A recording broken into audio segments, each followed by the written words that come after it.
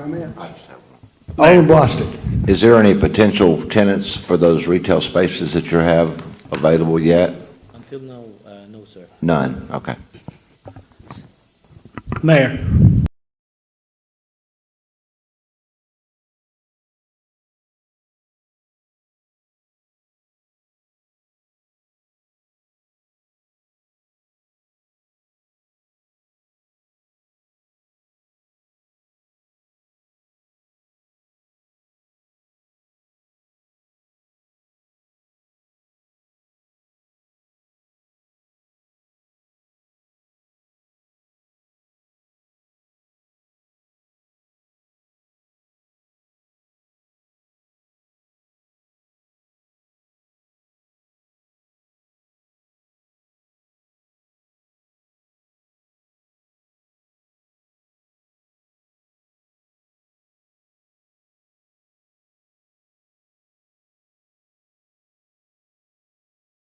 Number 2047, the convenience store owner about 1600 Horn Lake Road, be approved as discussed.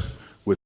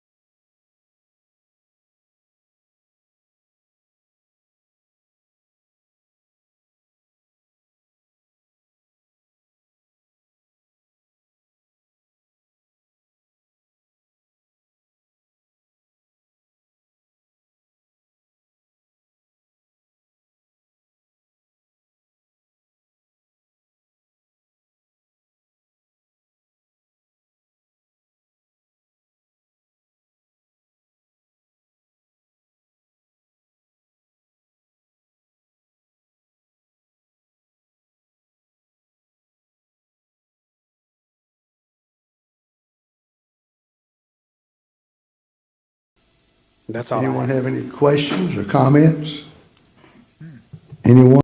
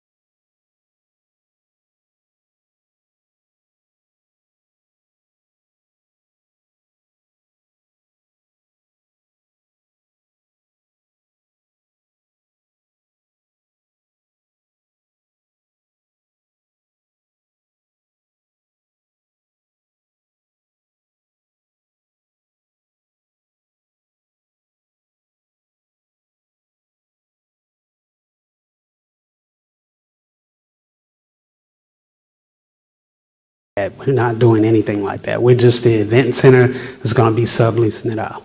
No. Alderman Bledsoe. Okay, if you rent it to somebody and they want to sell alcohol, they got to go through the. No, yes, sir, they would have to go through, but we wouldn't even allow that. We wouldn't allow them to sell any alcohol, not at all, sir. No, sir. Because we don't have a permit use for that anyway, so we wouldn't allow that. And that would be in the contract as well, that they wouldn't be able to sell any alcohol. Any more questions or comments? Alderman Dupree. Now, we're talking about selling, but BYOB, bring your own bottle. They can do that? Sir, I don't know anything about BYOB or bring your own alcohol. All I know is that in the contract, they wouldn't be able to sell alcohol or do anything like that, But they as can far drink. as we're concerned. We wouldn't know what anybody proposes to do or what they decide to do. That's not, I mean, all we would be doing is subleasing it out, just as if, like I said, the person before you, the applicant before you, I don't have any control over what somebody else decides to do, but if they follow the contract, then they would know not to have any, be selling any liquor there or anything like that. So in your contract, it's going to say no liquor or no selling of liquor? Yes, it'll say no selling of liquor. Okay, but they still bring theirs. So if there was an incident that happened, who would it fall back on? Somebody got hurt or an accident was to happen, a fight breaks out. Just throwing it out there. Who does that fall back on? The person renting it or you? That would be the same at any of the leasing places that are subleasing to any particular store, stores up and down Goodman Road in Horn Lake, the same people that it will fall to on them, it will be the same for us. So I understand what you just said, but who's ultimately responsible for what goes on? The applicant who signs that contract or you? I'm just asking because I don't know. I mean, responsible for what? If something were to happen bad there, like somebody need an ambulance, what have you, anything of that nature. Again, it will be the same as other places that are subleasing out. That's my question. I've got a question. Alderman Guys.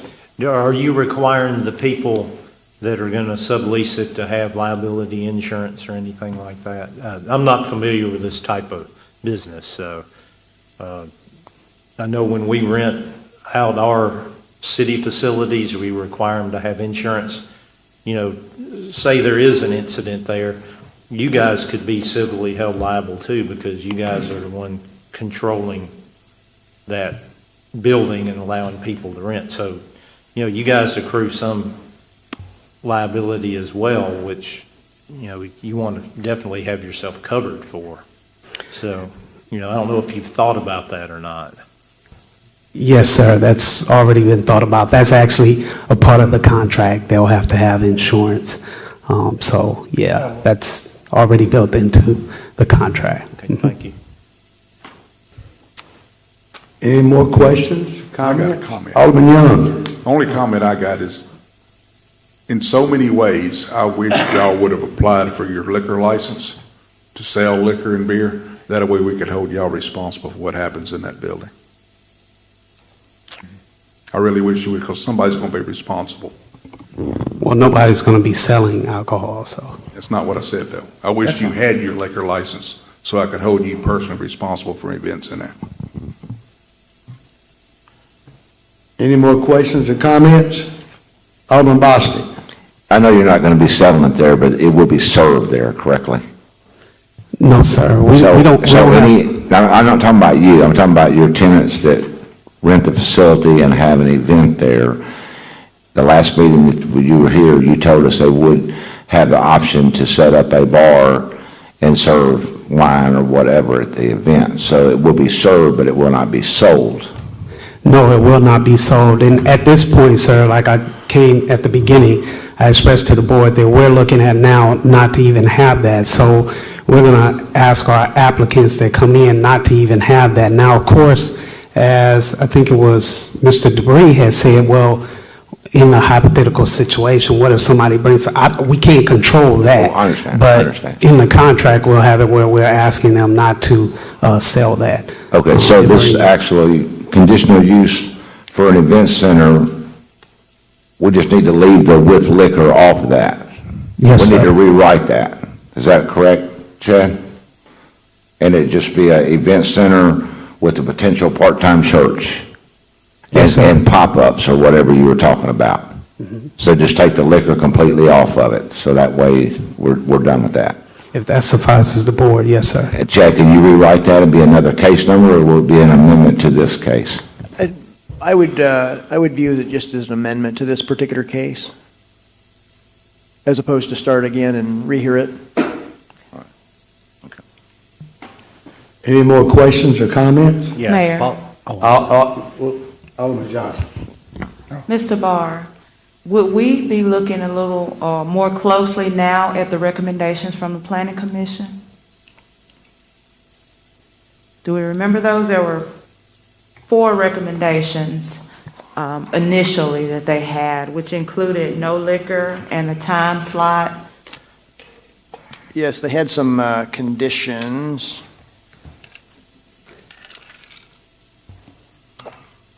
Try to find them here.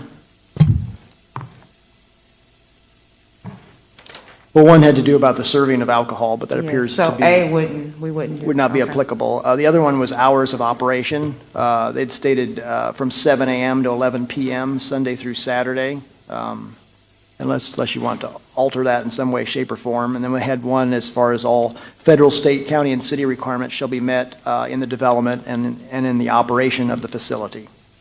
I don't recall, let's see, wait, no, it was there, trying to see. Oh, the Planning Commission added back in February, no liquor can be sold by anyone. They added that condition as item D. Okay. So we're looking more of those terms?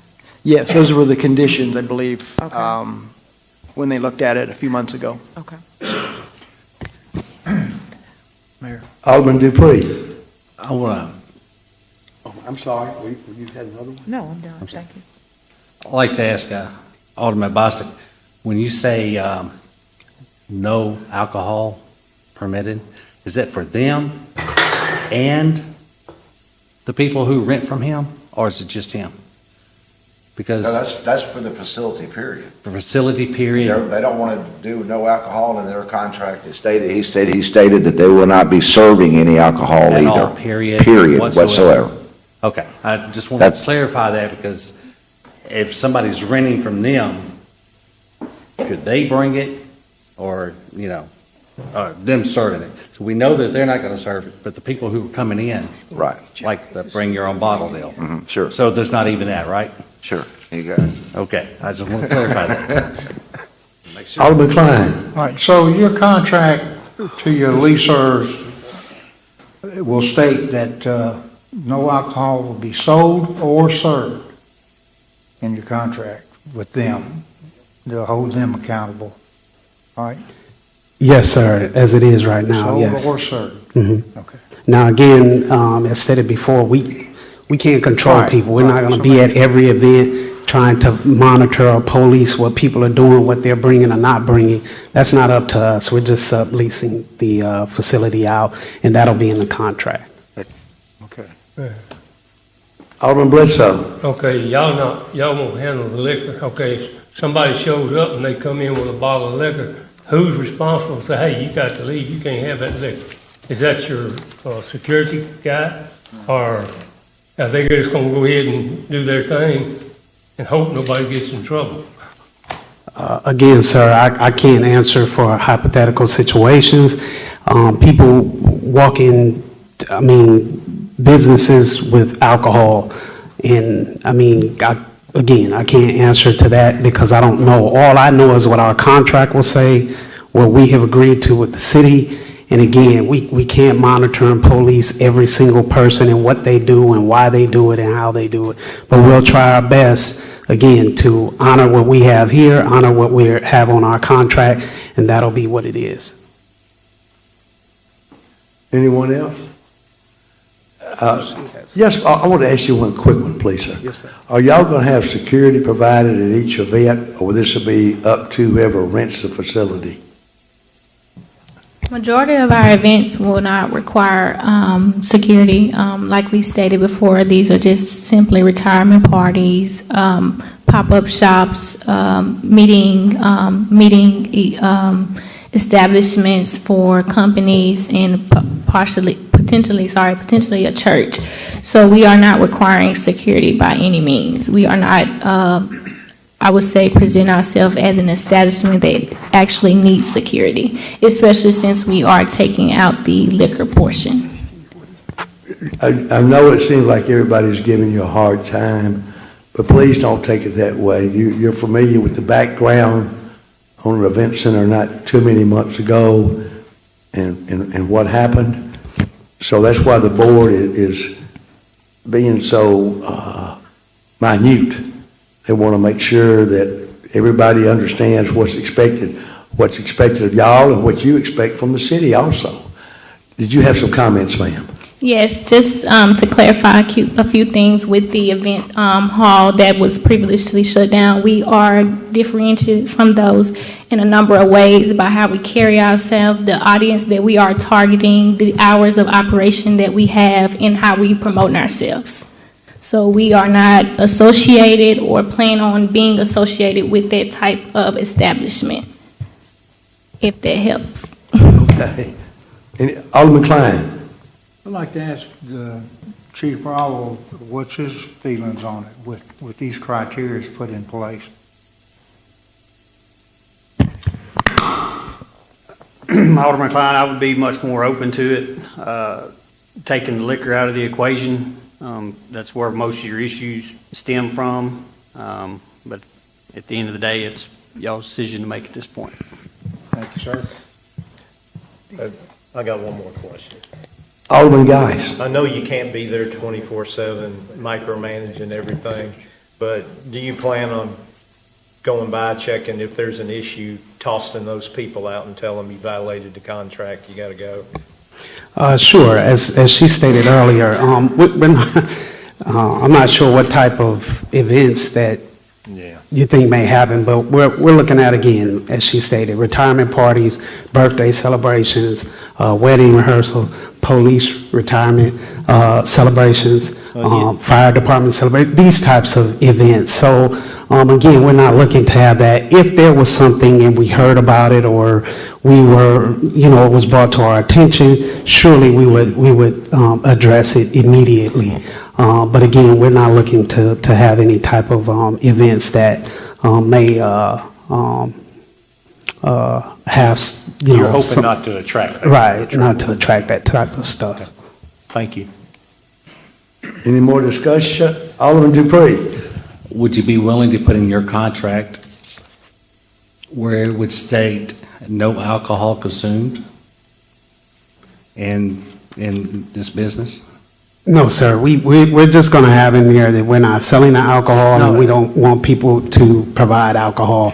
Again, as Mr. Guy says, we're not trying to micromanage the leasees. We're just going to put in there what's required by the ordinances, what's required by the city, and then this extra about taking out the alcohol. I mean, again. So one line in there, you could put in one line in there, requirement is no alcohol consumed in the establishment. No, sir, we can't put that in there. Any more discussion? Alderman Young. I just want to ask Mr. Billy, this is a real gray area, but I want to ask, is there some way in this code or in this conditional use that we could come through and put a 6-month review on them to go back and review them, and if they have not complied with what they've said, we will revoke their permit? You can, Alderman Young. One of the factors for conditional use permits is a time limit. And so you could put a time limit for that conditional use permit. What is the basic premise of the time that you've heard of? Is it 6 months, a year, 18, or is that up to the board? It depends. You're familiar with our fireworks conditional uses. Those are typically 5 years, but there have been lower time limits for other type Could we do a 6-month review, every 6 months? You could. Of the establishment? Yes. And I would like to, just tell the applicant, you said you're not going to be micromanaging your tenants or lessees, but I think it would behoove you to do so, because if alcohol becomes a problem and the city finds out about it, they will revoke your conditional use permit. So you can't just take a hands-off approach with your property. No, it's not going to be a handoff approach, but again, like I said, we're not looking to have any type of events that's going to attract that type of parties or things like that. And it's going to be watched carefully. We're going to look at it, and I would just say that again. That's fine if you want to put a time on it, just as you would put on everybody else, not to just distinguish us, because again, we don't have a track record. We're trying to start a business in Horn Lake, and hopefully Horn Lake would open its arms to allow that to happen. But we're going to put all the measures in place that we can to prevent anything like that from happening, and that's why we're back again to take off the alcohol part, so that won't be an issue. Mr. Chad? Yes, if I may. On the 6-month idea on review on the condition, when I worked at a previous jurisdiction, it was a county in another state. It was a one-man shop, so it was just myself doing everything there. And I actually, when we had conditional uses there, I actually tried to get into basically a framework where the governing authority would either just say yes or no and not add conditions. I'm not saying to get rid of all conditions here or whatever. But what would happen over time, let's say you have a jurisdiction, let's say we do 20 conditional uses a year and each one has 5, so that's 100 new conditions. So if that continues over 10 years, that's 1,000 new conditions for staff to monitor. So it becomes, after a while, due to accumulation, it becomes burdensome to staff to keep track of, hundreds or thousands of conditions on all the different uses. So I'm not opposed to putting a time limit on it or reviewing it. I think the 6 months is a bit short. I'd rather see something more like a year. That's just my 2 cents. Thank you. I think having a review is a good idea. But I like Mr. Chad's idea of a longer time, because, quite frankly, they're starting, like you said, from scratch. They got to invest money. They have got to more or less build up their business, and it's going to be a lot by word of mouth in that type of business. So I think if the board does wish to have a time limit, that please be reasonable to the applicants and to our staff over here and not make it too short. Alderman Geis. Review period or not, with a conditional use, at any point, any alderman can bring up a motion to rescind that conditional use, can't they, for cause? For cause, yes, and with notice to the owner. So if there's some wild parties there, they don't do what they're going to say, we can always bring it up and do what we have to do. But, I think we have the mechanism in place already to deal with it if there is an issue, like any other conditional use. Just my opinion. Thank you, sir. Is any more discussion? Alderman Johnson. Say if I wanted to rent your facility, can you quickly walk us through the process? Would you just give me a key? Say if I'm having my Sweet 16 and I wanted to have your building, would you just give me the key and I go in and I do everything that I want to do?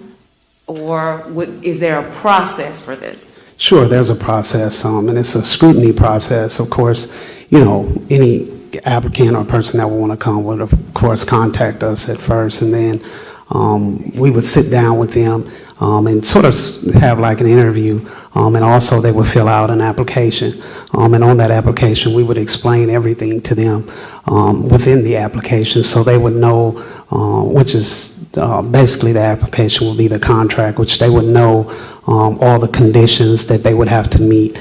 And then once they have agreed to that, they would, sign. Of course, when they agree, they would have all the things in place that they would need to, that are required within the contract, all the conditions. And then once they've agreed to that, once they have all of those, they would sign it and place a deposit. And then basically we would go from there.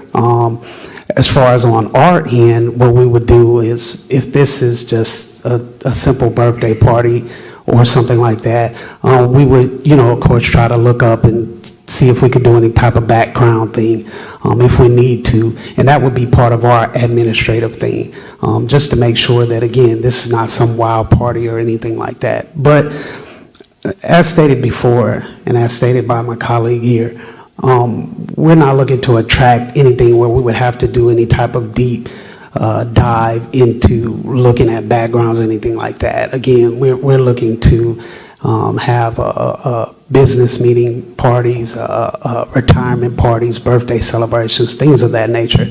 And so once they look at the contract and they be able to see exactly the conditions that have to be met on there, I think that, that will be quite a bit for them to, and for us to be able to determine if we would go ahead and approve this sublease for that person wanting to lease.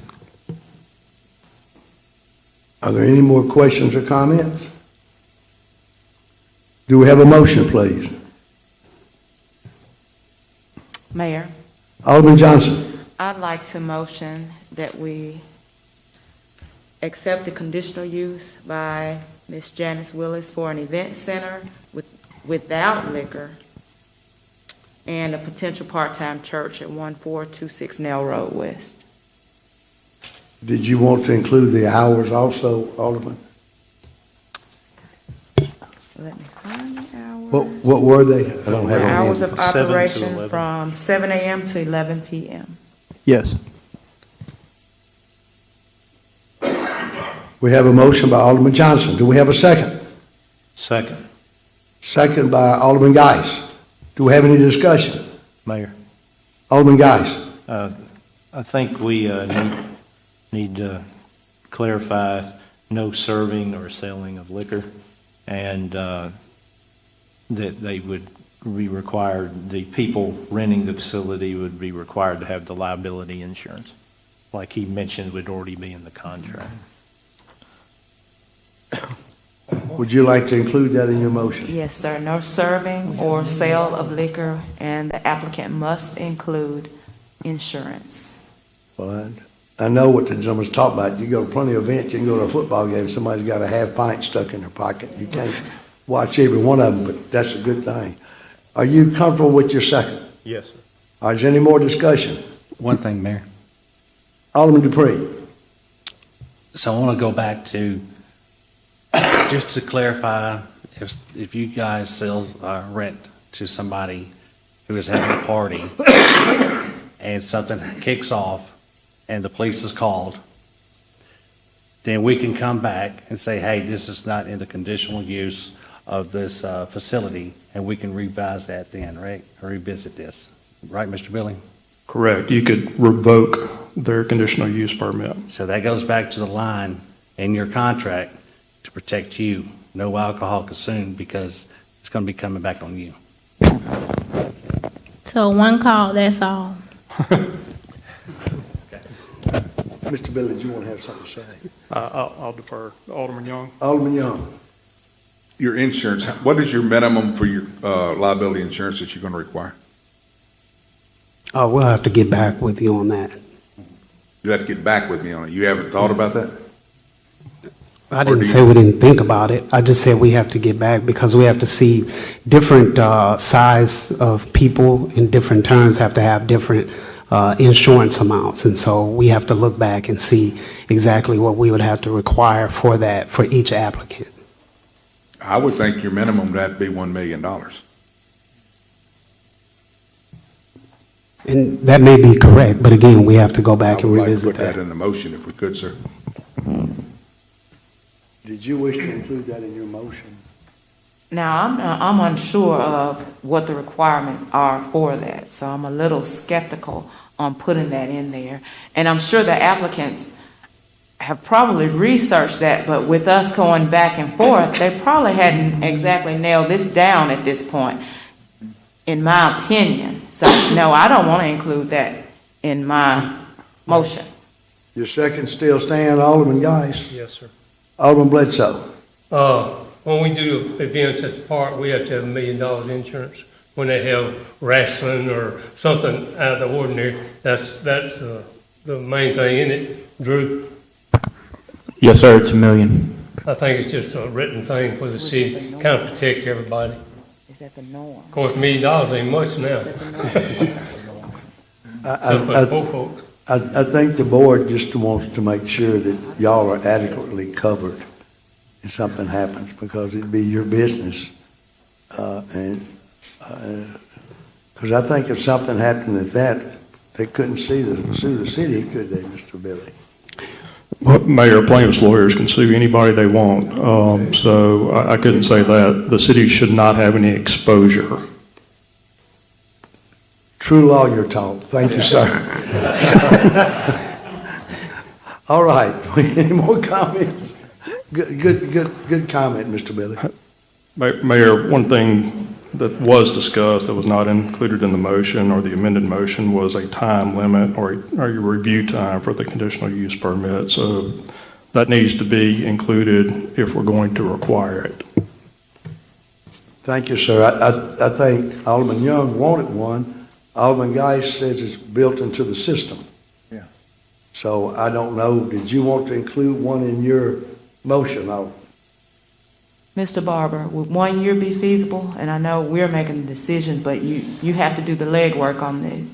Would 1 year be feasible? I know 6 months was a little out there. 1 year is feasible, yes, because what we can do is we can put what I would call a tickler in our Outlook calendar, that at a certain point in time, the year comes up, we'd notify the landowner, or in this case, the lease people, that, the review of their conditional use permit will be coming up, and we reschedule it for planning commission, and then it would go through the planning commission and then on to the alderman. I'd like to amend it with 1 year, and we can also, whenever, one call, that's all, as needed, we can always go back. With the addition, are you still in your second, Alderman Geis? Yes, sir. All right. Any more discussion? Roll call, please, ma'am. Alderman Young, No. Sir? No. Alderman Dupree, Nay. Alderman Johnson, Aye. Alderman Bostic, Aye. Alderman Geis, Aye. Alderman Bledsoe, Aye. Alderman Klein. Aye. Motion carries 5 in favor, 2 opposed. Thank y'all. Y'all have a good evening. Thank you. All right. Moving on down, letter C, PUD's amendment for Sage Creek. Mr. Barr. Thank you. We'll switch gears now to case number 2071. Sometimes I show that with 2071 delta, meaning the delta, the Greek capital letter for, what is that, letter D, I think. But basically it means change in an abbreviated type form. So in this case, it's the PUD amendment. This was previously approved by the city last year. And since they've come back with some necessary adjustments, mainly because of changes in federal jurisdictional law having to do with wetlands. Before the previous application was approved with 328 lots. This time around, it's come back to you, to the city, with 278 lots. So it's a dropping of 50 lots. The applicant and their development team is present this evening. So I'll go through the PowerPoint presentation. It's 31 slides, but I'm not going to go through all 31. I'll touch maybe on some just very briefly. The wording in the zoning ordinance on PUDs and PUDs amendments is fairly extensive, and I wanted to make sure I covered that in the review with the Planning Commission.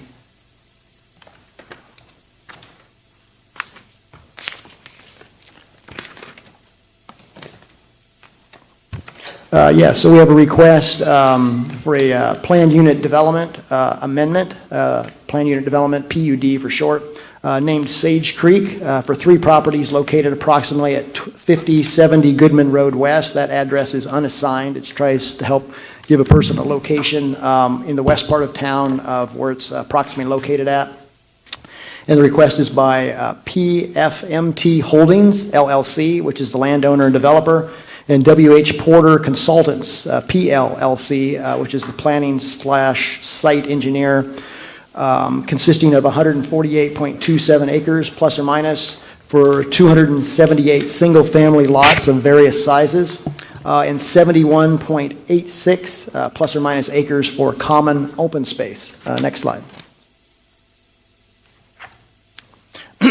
So what I've tried to do with this particular PowerPoint presentation is divided into 4 parts, A, B, C, and D, which talks about the project description history, B, the planned unit development regulation standards, C, master development plan approval process, and then D, conditions and economics. And so on this particular slide, it starts out with section A, which is the project description. It's been the property has been the subject of past development proposals. As I stated earlier, it was approved last year by the city. That was in September, and that was for 328 lots. And again, this time it's come back for 278 lots. There are 3 parcels involved, actually, which makes up the 148 acres. We'll see a slide of that configuration here in a moment. The parcels are mostly covered by trees in a forest-like manner, and you got different elevations undulating between about 295 feet and as low as about 250 feet. And there's several elevation changes spread out over the 3 subject parcels. Next slide, please. Let's see.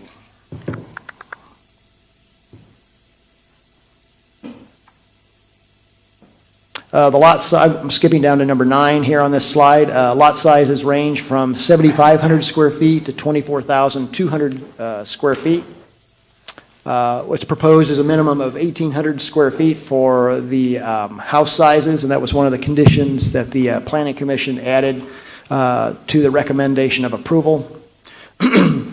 Excuse me. The development timeline is to build out in 5 phases, basically 1 phase per year.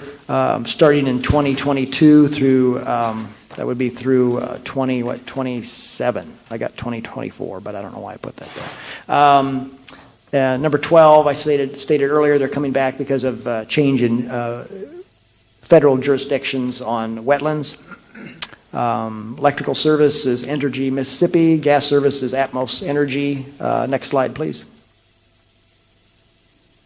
Public water service would be Walls Water Association. Sanitary sewer would be the city of Horn Lake. Elementary school, there's the area is kind of divided between the Walls Elementary School and the Shadow Oaks Elementary School area. The high school, the western 2/3 is located within the Lake Cormorant High School area, and the eastern 1/3 is located within the Horn Lake High School area. Next slide, please. So in this slide, you'll see the subject properties highlighted in blue. I'd like to describe it as basically it's kind of Utah-esque in its shape, just to kind of help people find it on the map. That seems to help sometimes. Next slide, please.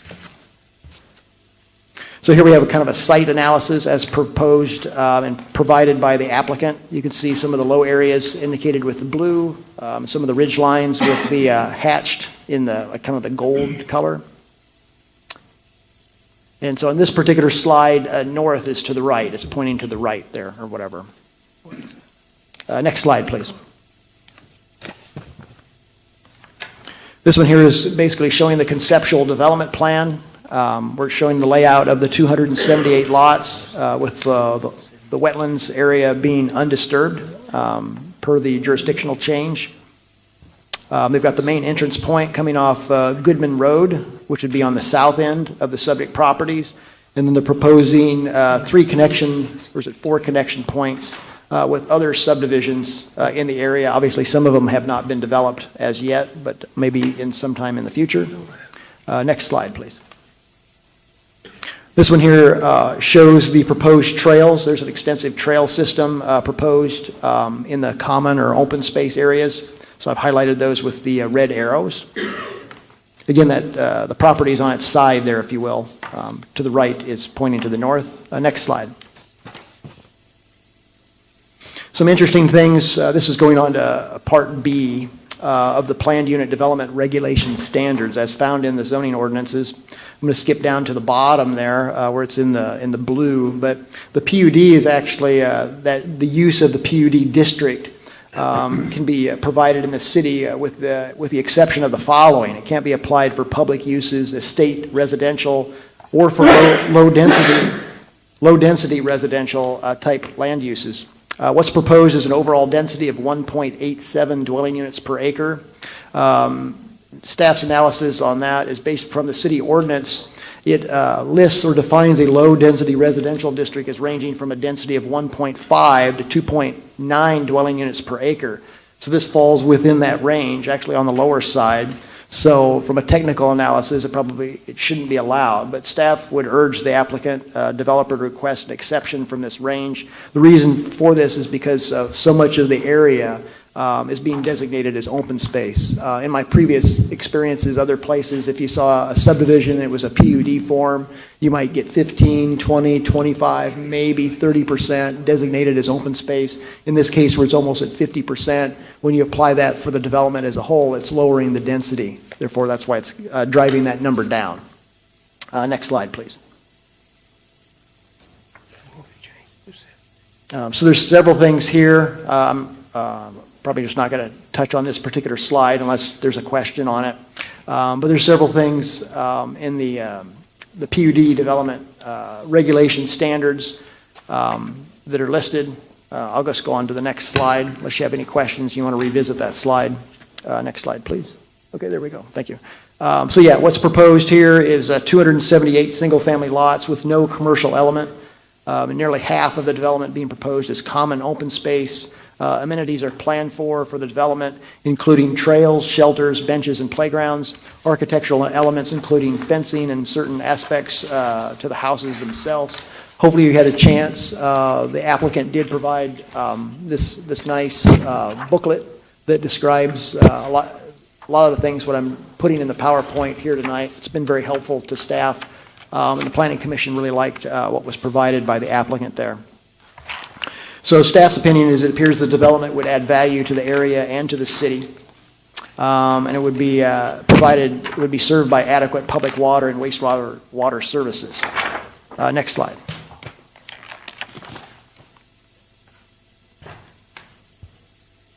There's actually wording in the city's comprehensive plan on this particular slide where it has to do with connectivity and nature trails. And so they're leaving the nature trails and providing for that large areas of undisturbed nature.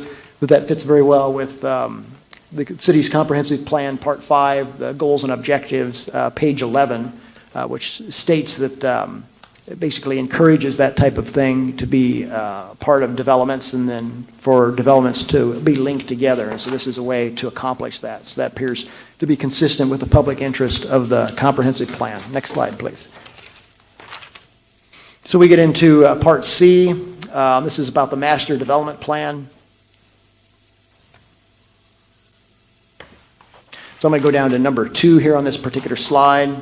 It says, when considering a PUD application or an amendment thereto, the Planning Commission and governing authority shall consider the potential impacts of the proposed planned unit development upon, and then the following things are listed: adjacent land uses, transportation infrastructure, public utilities, facilities, the comprehensive plan, and other such matters pertaining to the public health, safety, and welfare of the city. And as far as what's proposed, much of the development for this, much of the proposed for this development has been presented earlier in the staff report. So we do staff analysis on these individual 5 points. Next slide, please. Thank you. So here we've got adjacent land uses to the north. They're larger real estate type parcels with a few homes upon them. To the east and northeast and east, the subject parcels are forested natural land. To the south, again, a few larger rural estate type parcels with a few homes and a large ranch-like parcel. To the west, a mixture of existing small manufactured home park, and then two subdivisions with single-family homes being developed. One is the Willow Point Phase 3 subdivision, and the other one is Holly Ridge subdivision. Next slide.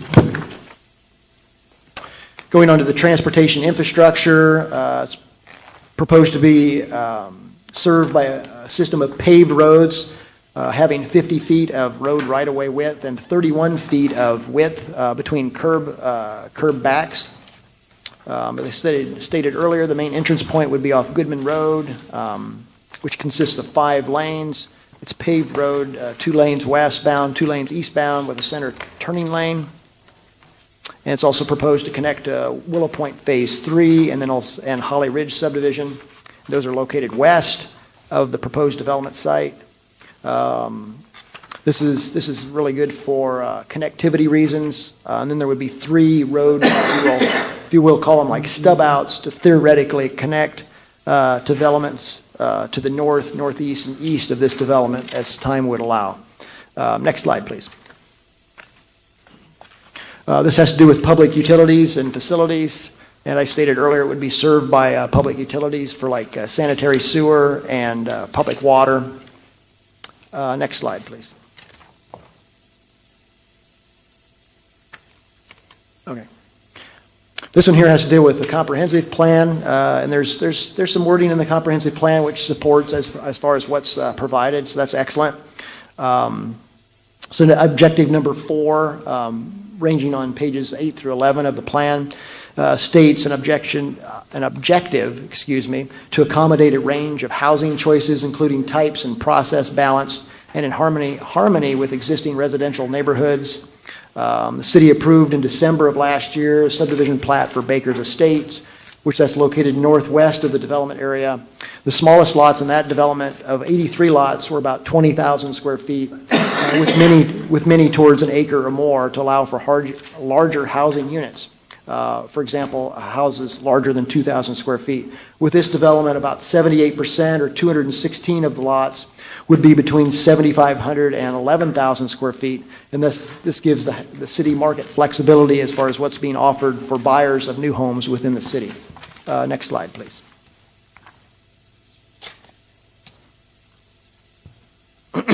This is continuing on the comprehensive plan.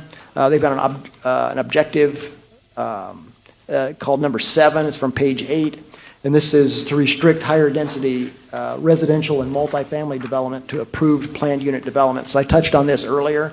Basically, what's envisioned by the PUD as through the plan is it would be applicable to more multifamily developments and such. But in this particular case, since the large open space is proposed, this really lowers that density. And I feel that's advantageous actually to the city and this particular development. Next slide, please.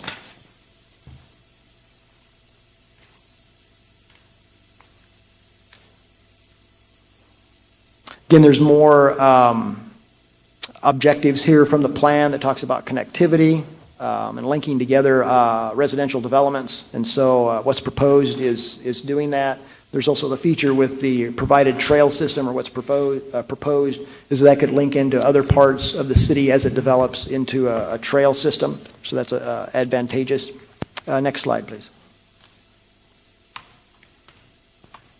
Again, just to hit, it's got what's proposed is the full system of urban services. Next slide, please.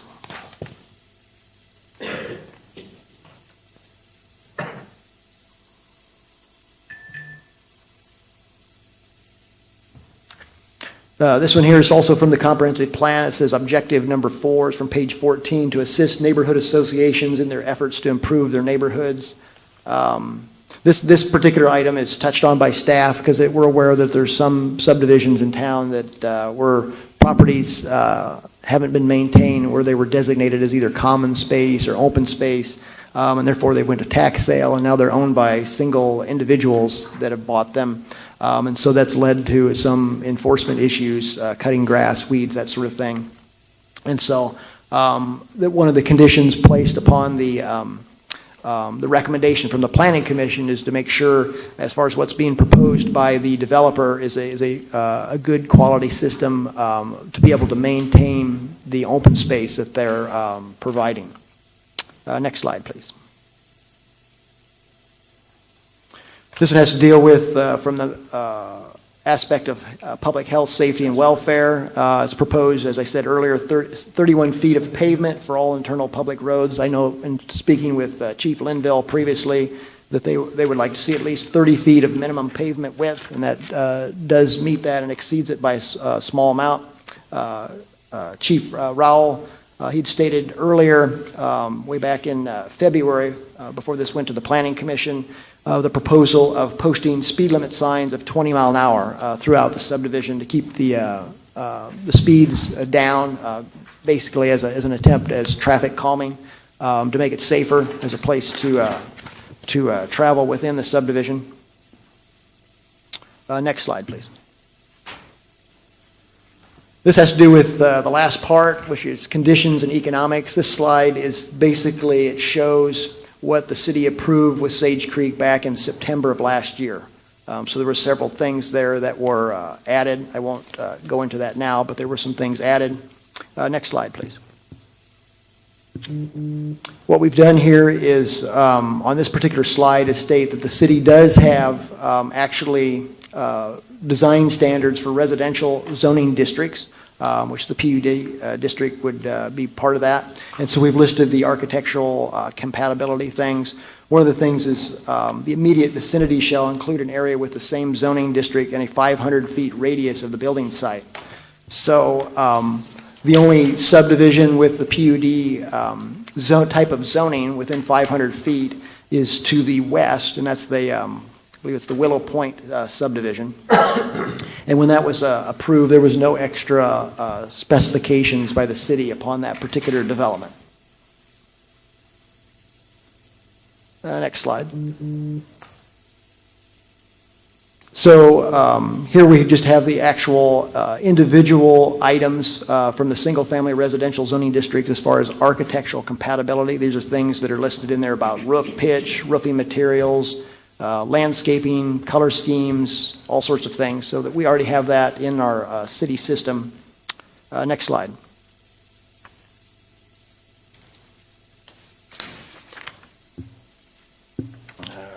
So this is just continuing on general design characteristics. Talks about parking, garages, carports, building heights, roof forms, that sort of thing. Next slide. This slide here is to show, ties into one of my earlier comments as far as the Willow Point subdivision phase 3, which is to the west. It has that same PUD type zoning, so therefore it's applicable as far as an area of comparison through the PUD standards. Next slide. As I stated earlier, Willow Point was approved in, actually it was approved with Sage Creek at the same time last year, back in September. But in its approval, the city did not contain any specific design conditions about the housing builds.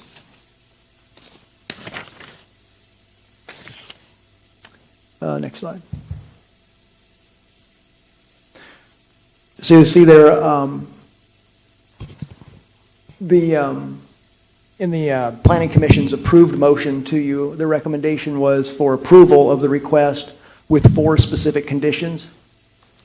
Number 1, or letter A, excuse me, the applicant owner developer shall proceed in the development process by subdividing the development according to the phasing as prescribed within the master development plan and the city's subdivision regulations per chapter 34 of the Horn Lake City Code. B, applicant developer owner shall post the 20 mile per hour speed limit signs within the development along its public roads. C, applicant developer owner shall properly create and record the covenants and restrictions to govern the development in perpetuity. And D, they added, this one was all builds to be a minimum of 1,800 square feet. And that motion passed 6-0 back on April the 25th. I know that's a lot, sorry, but there's just a lot of stuff with PUDs. I just wanted to be thorough. Thank you. That would conclude the presentation, unless you have any questions. Thank you very much, sir, for that very thorough presentation. Does anybody have any questions or comments for Mr. Barr? Alderman Young. Thank you, Mr. Barr. I appreciate that. It's pretty doggone. It's the second time these folks come up here, and I appreciate their presentation and what you did. It looks really nice. Thank you. The only thing that I didn't see, well, there's a couple things, but the biggest, do we have or have we discussed or looked at the type of street lights that will be incurred in that subdivision? It's a very good question. Yeah, I don't think, unless the applicant is just, it's fresh in their mind or whatever, I'm not sure. Okay, There's nothing fresh in my mind. That's the only thing, that's one of the things that stuck out. All right. The second thing I saw is in their preliminary development, two things that I saw. It's, one of the streets are supposed to be 50-foot wide, and I see several places where they're 31-foot wide. We'll get there in a second. And then the next thing I see is on number C of their preliminary development, number 2 in C, it says 1,750 square foot. I thought the minimum we was looking at was 1,800. Yeah, they had very good questions, very good observations. They had originally proposed to the Planning Commission a minimum build of 1,750 square feet, but during the meeting, they came to an agreement of going with at least 1,800 square feet for each individual build. Okay, I just want to make sure 1,800 was the number. That's correct, yes. Okay. And of course, the sidewalks, and here's my average question, sidewalks are ADA accessible, correct? Yes. Thank you, sir. Anyone else have any questions or comments? Mayor. Alderman Johnson. Mr. Barr, and what constitutes, or what lets the builders know when to go on to the second phase or the next phase? Is there a time limit? All the houses are made in the first phase. What determines all the phases being complete? That's a very good question. Thank you for asking that. In the city's subdivision regulations under Chapter 34, the process would be when someone is subdividing a property, of course, they would do their preliminary plan, preliminary plat, and if that's been approved by the city, they would do their construction plans for infrastructure, and that needs to be reviewed and approved by the city. And that gives them the ability, them being the developer, the ability to put in the infrastructure. But before the final plat, any phase on a final plat can be recorded, the city has to inspect those city improvements to make sure that they're up to city code. And if they are, then the city can approve the final plat and those public improvements together. They don't have to necessarily be at the same time, but it's nice that they could be. And then once all that is completed, the city has approved that, then the applicant can actually take the final plat, let's say if it's phase 1 or individual phases, and go record that with the county. And so that would be the proper sequencing that per the city's subdivision regulations of how that should occur. And so as far as the phasing, a little bit is left up to the individual developer. If they feel like they want to get onto phase 2 and phase 1 is, in a certain build out, if they will, that's kind of their call, really, to where they want to allocate to the next phase. So, they've stipulated here that they would like to do one per year, whether they'd be able to keep up with that pace, or they would slow down or accelerate. It's hard to know. But I think the main thing is that with each phase that they plat, that they would go through the city's steps as laid out in Chapter 34 of the subdivision regulations for the city. Thank you. Anyone else? Alderman Dupree. Hey, when you was talking about the common area, who's going to keep that up again? For the grass and what have you? Yeah, my understanding is that that would be they would create like an HOA, a homeowners association, and they would have a funding mechanism to do that. And so if you have like more specific questions, if they had something more specific in mind or how they want to do that, that would be a question for them. But through the ordinary process or development, they would have a homeowners association. People would either pay dues or they would have to be through their taxes, and then it would be pooled together to make sure that the property taxes are always met, and then they would hire people to do the various functions, whether that be mowing or upkeep, different amenities that they would have. Thank you. I'll address them when they come up. Anyone else have any questions for Mr. Barr? Alderman Geis. If I'm remembering right, we also approved a different type of siding on these in addition to brick? I think they had requested something else, and we approved it. I think, yeah, let me look back at the right slide here. I forgot what it was called. Mr. Campbell. Oh, yes, it was back in September of last year. It was item C. It says all homes shall be 100% masonry and/or James Hardy fiber cement siding. Okay. Did you want to say something? I was going to say, I suspect the applicant is probably going to address some of these questions, and I think those builders that were here last time I read are not in the project now. Okay. Thank you, sir. Anyone else have any questions or comments? I just have one about letter C. Shall properly create and record the covenants and restrictions to govern the development in perpetuity. Like you said, it's implied a homeowners association, but does that need to be spelled out that they shall have a homeowners association, especially with so much common area?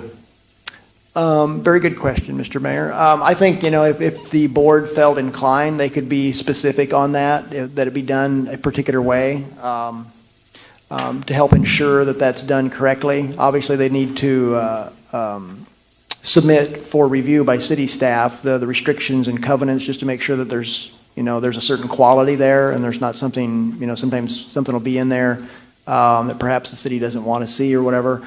And so we would have to look through that as part of the review submittal on the subdivision plats. Thank you, sir. Does anyone else have any more questions for Mr. Barr? Would the board like to hear from the applicants? Yes, sir. Would the applicants come forward, please? Sir, would you give your name and address and all to Miss Julie over there again, please, sir? Yeah. How you doing? Henry Porter with WH Porter, 6055 Primacy Parkway, Memphis, Tennessee, 38119. I think Chad did an amazing job kind of going through the whole presentation. I don't know if y'all want to hear more from me on that. I can definitely go through, but it'll probably be just reiterating what he just did. But I was going to hit a couple questions y'all Excuse me, asked. sir. Because you're a tall gentleman, but they just know if you would, please. I don't hear that well. Thank you. Yeah, my bad. No, I was saying that Chad did an amazing job just kind of going through basically what kind of changed. If y'all want me to hear me just restate some of that stuff, I can. Otherwise, I was going to kind of hit on a couple of the questions that were asked. First one was we will have a 50-foot right-of-way. So it's that 31 was really just a face-to-face. And then you'd have 10 feet behind the face of curb to the property line. So I guess the second question was with regards to the streetlights. We have to get with energy on this, see what they're actually offering. If they're low-impact LEDs or something like that, I think that's what we would kind of prefer. But it's just a matter of what they had sodium or whatever. Matter of what they're. I didn't understand the answer. Could you repeat it for me, please? It's the lights. We'd have to get with energy to figure out what they actually have to offer with the lighting. And then I guess, I was going to state right now that we don't actually, I think the attorney actually mentioned this, we don't actually have a home builder at this point. Yeah, we came in with a home builder last time, but right now we just kind of went back to the drawing board and actually established some, actual guidelines on how these houses are actually going to, that the architectural standards on, what they actually have to follow by and how it kind of matches with, the surrounding properties, surrounding developments, whatnot. So we've come in without any home builders. So it kind of it's really right now just on the open market. But if y'all have any other questions, I'd be more than willing to answer those. Anyone? Alderman Dupree. Yeah, going back to the common areas, there is a lot of it. There is. How long will you maintain that common area? A lot of developers, they maintain it until like 75, 80% of the homes are up or sold. Mm-hmm. What is your proposal? So that's actually going to be maintained. I don't think it's going to be a huge amount because a lot of this stuff is going to be in streams, wetlands that are going to just be natural woods. But the grass area up front, or maybe just some of the patches that kind of in the middle, it would be us until 100% of the homes have. 100%. Right. Okay. Also, in the nicer neighborhoods like you're going to be building, talking about the street lights, instead of street lights, they have lanterns in the drives. Those are really nice. Have you thought about that? I'd have to. Because they're From what I see, this is a really top-notch development. Everything we're putting in now is the low impact new LEDs that they've come out with, or quite frankly, they're a little bit less expensive on operating. The light is supposedly a lot more, and that's really what all of them are offering right now. Yeah. See, I'm picturing this The really decorative nice poles. subdivision, and I'm thinking back to all the other subdivisions, really nice that I've seen. Will all the mailboxes be the same, or are they going to be different? They're all gonna be the same with kiosk. Okay. Oh, I see what you're saying. All right. They'll be covered kiosk, be multiple locations. There could be 6 or 8. Quite frankly, we haven't got quite that far. They'll be somewhere tied in, I got some easy place to pull off. But like I said, they'll be covered. That's what we're doing in developments, just about everywhere else we're doing. Okay. Excuse me, sir. Excuse me. Mr. Jim, do y'all have his name, this gentleman's name? Okay, I thought so, but I wanted to be sure. I'm sorry, it's Paul Fraser, I just wanted to be PFMT. sure for last time. Excuse me, Alderman. Are you through? No, I'm done. Thank you. Alderman Young. All right, let's go back. You said that, explain that 50 foot again. He said for the property line, he meant the right of way. So you've got 50 foot of right of way, 31 foot. It's from face of curb to face of curb. Chief, Fire It's a Chief, standard street. how wide is a truck? About 12 foot. 12 foot? And a car or a pickup truck is probably at least 6 foot, aren't they? 5.5, 6 foot across? What would you say? How wide's a pickup? 5.5, 6? We just use 5, 6 foot. So that's 18 foot.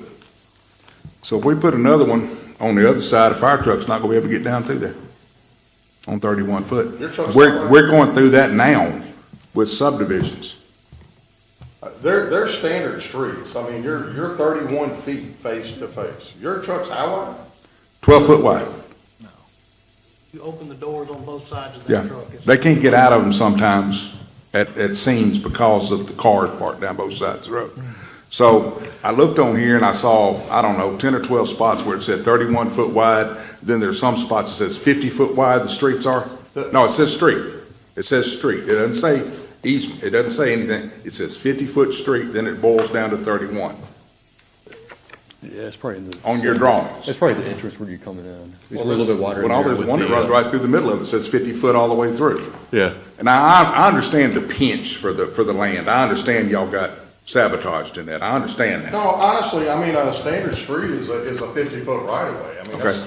I'm not looking for a standard street. I'm looking to protect the citizens of Horn Lake. You got that? Sure. Okay. So if the chief says it's 12 and you got a car is 12, 2 cars is 12, so that's 24 foot. So you got 31 foot roads. Explain how that truck's gonna fit through there, please. Well, car's like 6 or 7 feet wide, is it not? Sir? A car's, like your passenger car's like 6 or 7 feet wide, isn't it? How wide? 6 or 7? Okay. So you say 6. That's just so that's 12 and 12. And then you have 12, yeah. So you have 12 and 12, so you have That's 24. 24, and then you open the door. They can't even get out of that dadgum thing. Yeah. We really need to visit that and look at it. And I understand the pinch for space. I got that. I get it. But the citizen safety is number one. Please revisit that street, those 31 foot. I really want to see 34s. That would make all the difference in the world. I know those 3 feet, a foot and a half on each side's of money. I understand it. So I was going to say this real quick. So Shelby County actually just redid theirs, and they actually. This is Horn Lake, sir. I know. But I was just going to say they have a 48 foot wide. And I guess they felt like that was good enough to actually get a fire truck through. And That's how far curb to curb, gutter to gutter, though. it was actually a little bit narrower. But Well, they're not going to get a truck down there if 2 cars Yeah. are parked on the side. I don't care how mathematical or common core you go there. It's not going to happen. That's 31 feet. I know that. I'm not understanding. You got 24 and 24. You got 12 and 12 is you have 24 foot. you have additional 7 feet, I guess, basically what it ends up being. Right, but you got to have you ever been on a fire truck try to put out a fire or an ambulance? I mean, you got to have room, guys. We got 30-foot streets now. These trucks can't get down. We're having that problem, are we not? We're having that problem in 2 locations now. So it's not common core. It's got to be visited and looked at.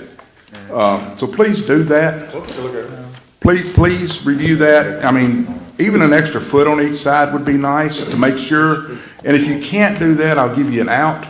I want no parking on the streets in your subdivision. This is not supposed to be, I understand that's how it's that's in the supposed to. HOA anyway. and Well, I that's gonna understand. be the So township's responsibility. if that's the case, you can, no parking, and they understand that, then we need to make sure signs are placed, no parking on streets or whatever. I'm just looking at the public safety. Sure. I mean, that's number one to all this, I okay? totally agree. Thank you, sir. I appreciate your concern. Alderman Dupree. Yeah, we're going through that issue right now with the emergency vehicles. Can't go through or get to a call because of cars on the street, so we're taking care of that now, thanks to the police department. It's in the HOA. How do you make the people that live there follow the HOA rules when it comes to this? They're not doing it now in other subdivisions, that's why we had to take action. We can only do so much with, only thing we can do is implement what we can implement. We don't have the authority to cut their water off if they won't follow the rules or pay their fee. Well, I'm just asking a question. No, I'm trying to answer it back. We do everything we can. To answer your first question was about it, we're gonna fund it 100% until the end. Then we're gonna turn it over. The maintenance of it, I do want everybody to understand that with the project, there's gonna be a lot of green space that's undisturbed, period. So we're gonna have our trails, we're gonna have amenities with the project, they're depicted in there. So that's what we're trying for, and that's what we're gonna have. So I know that answered your question. So will you guys be providing the no parking signs on the streets? We'll put as many street signs up as an inch. No, that'll save us a little money, thank you. Appreciate it. Anyone else have any questions or comments? Just, Alderman Geis. just for clarification, there isn't going to be according to the HOA, there's no on-street parking. That's right. Okay. Thank you. The only thing that we might have is if we do pull-offs or some kind of turn-ins for where the kiosk might be, Yes, sir. that will, there might be some different kind of parking set up, but quite honestly, we haven't got that far with the plans. Anyone else have any questions or comments? I really like all this open space. Yeah. I especially like it right along Goodman Road. Somebody coming down, your development's back in there. I appreciate all the time and effort and work that y'all have done on this, and I'm sure you know that everybody on this board is just trying to look after public safety and have quality development, which this looks remarkable. Anybody else have any questions or comments? Alderman Bledsoe. One thing about wetlands, it's bit more than one person before about land and stuff. People get ready to build. Some people built in wetland, then they had to come down and pay a big fine and stuff. But y'all caught it in time, so that could be part of your green space, I guess. Yeah, that is. Because you got a lot of it, I think. Yeah, that's what it is. Yeah, those trails. Any more questions or comments? Mr. Campbell. Mr. Mayor, this being an amendment to the PUD, even though we're not changing the land use within the PUD itself, it is still a public hearing, so we should ask for any comments from anybody else in the audience before we close it. All right, so this is a public hearing. Are there any comments? Thank you, gentlemen. Yes. Mr. Francis J. Miller, citizen. Are you sure? Evening, Mr. Francis.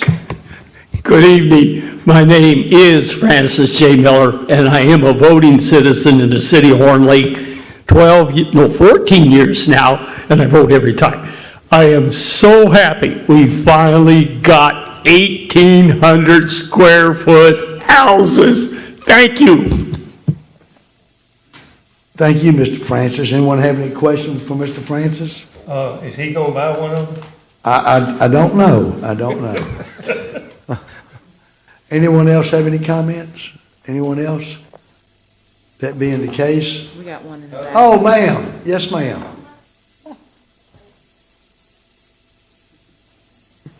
Ma'am, when you get here, if you'll give your name and address to Miss Julie for the minutes, we'd appreciate it. Sorry. I have an addition. My name's Kirby Carter, 6465 Cornwall Road, Horn Lake. What road, ma'am? Cornwall. Yes, ma'am. I just had a question with the housing. So this is my little boy. He's special needs. He is also autistic, but we have a medical disorder. I'm just curious, with so much open space with kids and whatnot, will there be any like speed bumps, like going in to the subdivision? I know there's a bunch of stuff that's connected. I was just curious. I thought that would be a way to slow down speeding, because there's a lot going on in our subdivision right now. I know and I understand your concern, especially, but most emergency vehicles do not like speed bumps because it slows down the response time too long. It's like when cars are parked along the side of the road and the emergency vehicles can't get through. It just slows it down, and someone's badly injured or sick, they need to get help or fire or police call as quickly as possible, and the speed bumps really slow down response time to emergency vehicles, ma'am. Sure, I understand. I'm a nurse, so I totally get it. I just was curious to the actual entrance, though. I didn't know if that would save, just like when they speed out, just an initial one off of the main Goodman Road right there, not throughout the subdivision, but just coming off of the main highway there. Well, they've got in here 20-mile-an-hour speed limit. Of course, we've got 45 out here, and some people do 70. Sure. But they are attempting to slow down the traffic going through there. Okay. And I understand your predicament. No, I just was curious. I just thought that If with someone so much has open someone space. with a condition, we have signs we can place up. You've seen them throughout the Sure, city. yes, sir. Yes, our And alderman most people helped are us. pretty good about watching those. I can't swear everybody is. But Sure, no, that was Yes, just a ma'am. suggestion. Good I was question just you curious. had. Thank you. Thank you, Appreciate ma'am. it. Anyone else have any questions or comments? If not, this public hearing is now closed. Do we have a motion? Mayor, Alderman Geis. make a motion to approve case number 2071, HUD's amendment for Sage Creek, including the 4 conditions added by the Planning Commission. Second. Does that motion also include the establishment of an HOA? That's what. Okay, yes. All right, sir. We have a motion by Alderman Geis. We have a second by Alderman Bledsoe. Do we have any discussion? Mayor, Alderman Johnson. can we also be sure that we have in there that they will take care of the common areas 100% until the entire subdivision is completed? I think the developer is nodding yes out there. Did you want to include that in your motion? Yes, sir, I'll add that as All well. right, and that included in the motion. The second still good? Any more discussion? Roll call, please. Alderman Klein. Aye. Alderman Bledsoe. Aye. Alderman Geis. Aye. Alderman Bostic. Aye. Alderman Johnson. Aye. Alderman Dupree. Aye. Alderman Young. Aye. Motion carries 7 in favor, none opposed. Thank y'all, gentlemen. Did y'all want to take about a 10-minute break to stand up, get some circulation? Good idea. If y'all will excuse us just a moment, please.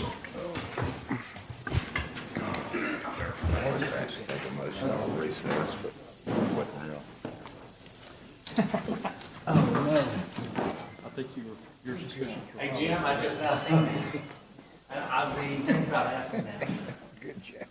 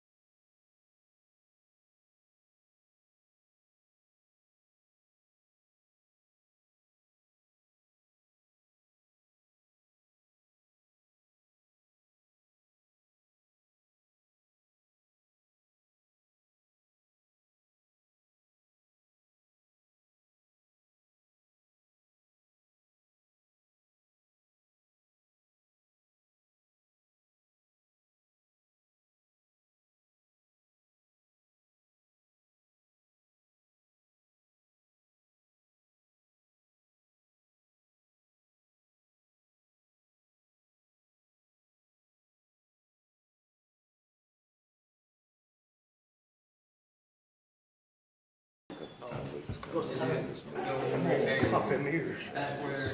You got good hearing aids. Johnson subdivision lot 2.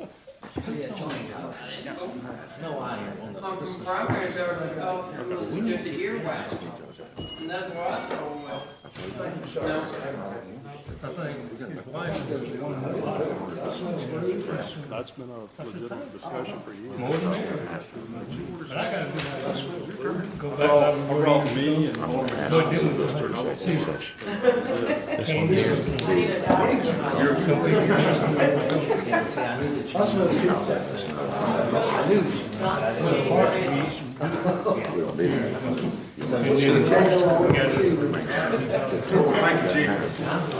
You know what I was thinking? Kurt. The problem is when you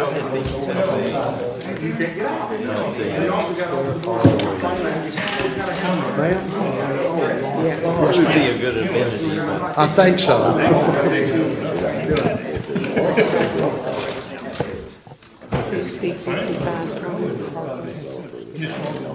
Had nobody lined up there. Hey, Miss Jessie. No number in there. That's right. Ain't that right, Chief? You gonna start by? Supposed to be You about to Make it a couple hours. Get a marshal ready. All right, everybody ready? Okay, we're on Roman numeral 6 under new business. It's a resolution for cleaning private property. That's a public hearing. I now declare it open. They have a list of properties that the city needs to clean up that haven't been taken care of. Is there anyone out here to speak yea or nay on these properties? Chief Ryle, has Mr. Henson's place, the grass got cut. Is that one of these places? I don't know. I don't want to misquote, so I don't want to say it's not, but I don't believe so. All right, thank you, sir. Anyone? Anyone any comments? Anybody from the board? All right, that being so, this public hearing is now closed. Do we have a motion? Mayor, Alderman Bostic. I want to make a motion to approve the resolution of cleaning private property as posted. Second. We have a motion by Alderman Bostic. We have a second by Alderman Bledsoe. Is there any discussion?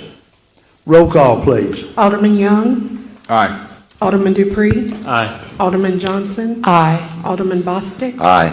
Alderman Geis. Aye. Alderman Bledsoe. Aye. Alderman Klein. Aye. Motion carries 7 in favor, none opposed. Letter B. I know Alderman Bostic asked me, does that need to go into executive session? My intention on that was just to ask y'all if y'all wanted me to pursue that. The old football field down by the old Horn Lake High School, it's already fenced. I don't know how good a shape the fence is in. I don't know if the Board of Education would be willing to do it. I don't know whether y'all even like the idea of a dog park, but y'all want me to check and see what shape the fence is in, if there's water line down there, check with the Board of Education if they're interested in listening to us. I just need y'all's guidance on what y'all want me to do. Alderman Bledsoe. You know, there it says park, and Billy knows if we inherit a park, we can't get rid of that rough. We tried.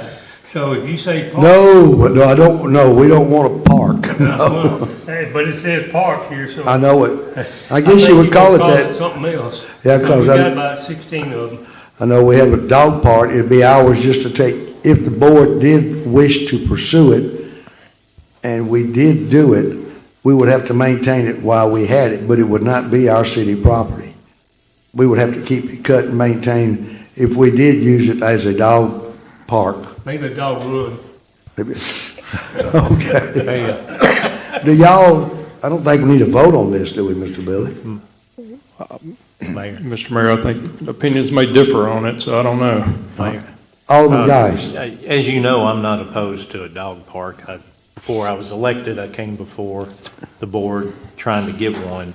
The issue I see with this is to have a proper dog park, you will have to upgrade the facility, you'll have to buy the equipment that goes on it. and all that. So if we invest all that money, get donations, do whatever to develop it, and the property's not ours, if the school decides they want to go a different route with that property and we have to move, then we have a lot of equipment and nowhere to put it. That's a great comment. If the Board of Education were willing to give it to us, would the board like me to ask the Board of Education if they would be willing to donate that property to us, or would y'all just rather just let it go for right now? Excuse me, Mayor. Alderman Boston. I would prefer to let it go right now. We've got a lot of more things that we need to take care of in the city, and we've already got plenty of parts that Drew has to manage now. I can't see another, 100 yards of grass we're going to have to maintain and cut, and I just think that it would, later down the road, that could be a possibility, but right now, I just don't think it's feasible. All right, so Alderman Klein had his hand up first. Alderman Klein. Yeah, and with this company that we have doing all this legwork, I would think we'd want some input from them too before we jumped out there. All right, sir. Alderman Geist. And another thing that might be considered here is with the previous park director, I'd already spoke with him about a piece of parkland we already have that has a walking trail on it and one piece of equipment. So we already have some land that we could use that we're already maintaining. Which park is that, sir? I know we got so many like Alderman Blades. It's across from I guess what is the intermediate school now, up in that subdivision, kind of to the west of Flavorite, up in there, there's... Kentwood. Yeah, Kentwood, you turn left and there's a bridge, there's a big park there. Right. And Oh, it's about 4 acres. it's about 4 or 5 acres already with an existing walking trail that nobody uses. So it would be we already own it, we're already maintaining it. So that would be, to me, a better location to develop. Are you talking about eventually fencing it in? Yes, sir. And it's fenced by private property on 2 sides already, and then there's a large ditch or ravine to the east of it. So you're only talking about having to fence part of it. And you've already got the walking trail there and the grass and everything that the city's already maintaining. And we do own part of that land on the other side of the ditch, because we used to have to clear it. Is that all right with everybody? Alderman Young. Well, I mean, we also got Wooten Park, the ball fields at Wooten Park that we don't use. I mean, we got restrooms out there, but that's sort of dilapidated a little bit, tore up, whatever, might need to look at getting rid of that or whatever. But I mean, also the consideration would be Wooten Park. It's already fenced in and whatever, so. Yes, sir. That preliminary map that the Corps of Engineers put out for flood control, and of course, that's just a preliminary. What they envision is putting what do I call it, Mr. Vince, a retention or a detention area? Retention area there. That's their study, and the library is full of studies. But y'all want to wait and see what develops before? I think we need to. Don't they use Wooten for softball? Drew, y'all still use Wooten for softball? No, sir, we don't use that for softball anymore. Okay, that'd be a good way to, never mind. Okay. All right, the feeling I'm getting is just let it go right now. Is that right? Okay. All right. Letter C, resolution appointing Mississippi municipal voting delegates. I'm not going to be able to go. Alderman Bledsoe is going to be going. Alderman Klein, even though Alderman at large, he's not going to be going either. So I ask the board to please select Alderman Bledsoe as a voting delegate and Alderman Dave Young for the alternate. Do we have a motion? Mayor, I make that motion. Motion by Alderman Dupree. Do we have a second? Second. Second by Alderman Geis. Is there any discussion? Roll call, please. Alderman Young. Aye. Alderman Dupree. Aye. Alderman Johnson. Aye. Alderman Bostic. Aye. Alderman Geis. Aye. Alderman Bledsoe. Aye. Alderman Klein. Aye. Motion carries 7 in favor, none opposed. Thank you. We're all set for the MML. All right. Letter D, a discussion regarding the City of Horn Lake Property Maintenance Code revision. Alderman Young, I'm going to turn this over to you as you've been doing a lot of work on this. We have, the committee, which consisted of Mr. Bostic and Mr. Dupree, we've met on several different occasions, and we feel that something needs to be done. The city is sliding back.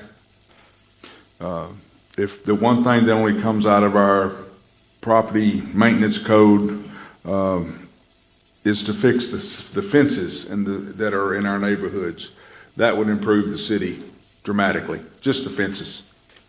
Of course, it's a lot more detailed than that. I think everybody got a copy of that. It's a lot in there. It will establish a code enforcement office in that new maintenance code rental and ordinance. So it will take it out of the police department, which will make Chief Ryle extremely happy, as much as Chief Brown. It's going to, if you read it, it should be self-sufficient, self-sustaining after the first year with the way it's structured.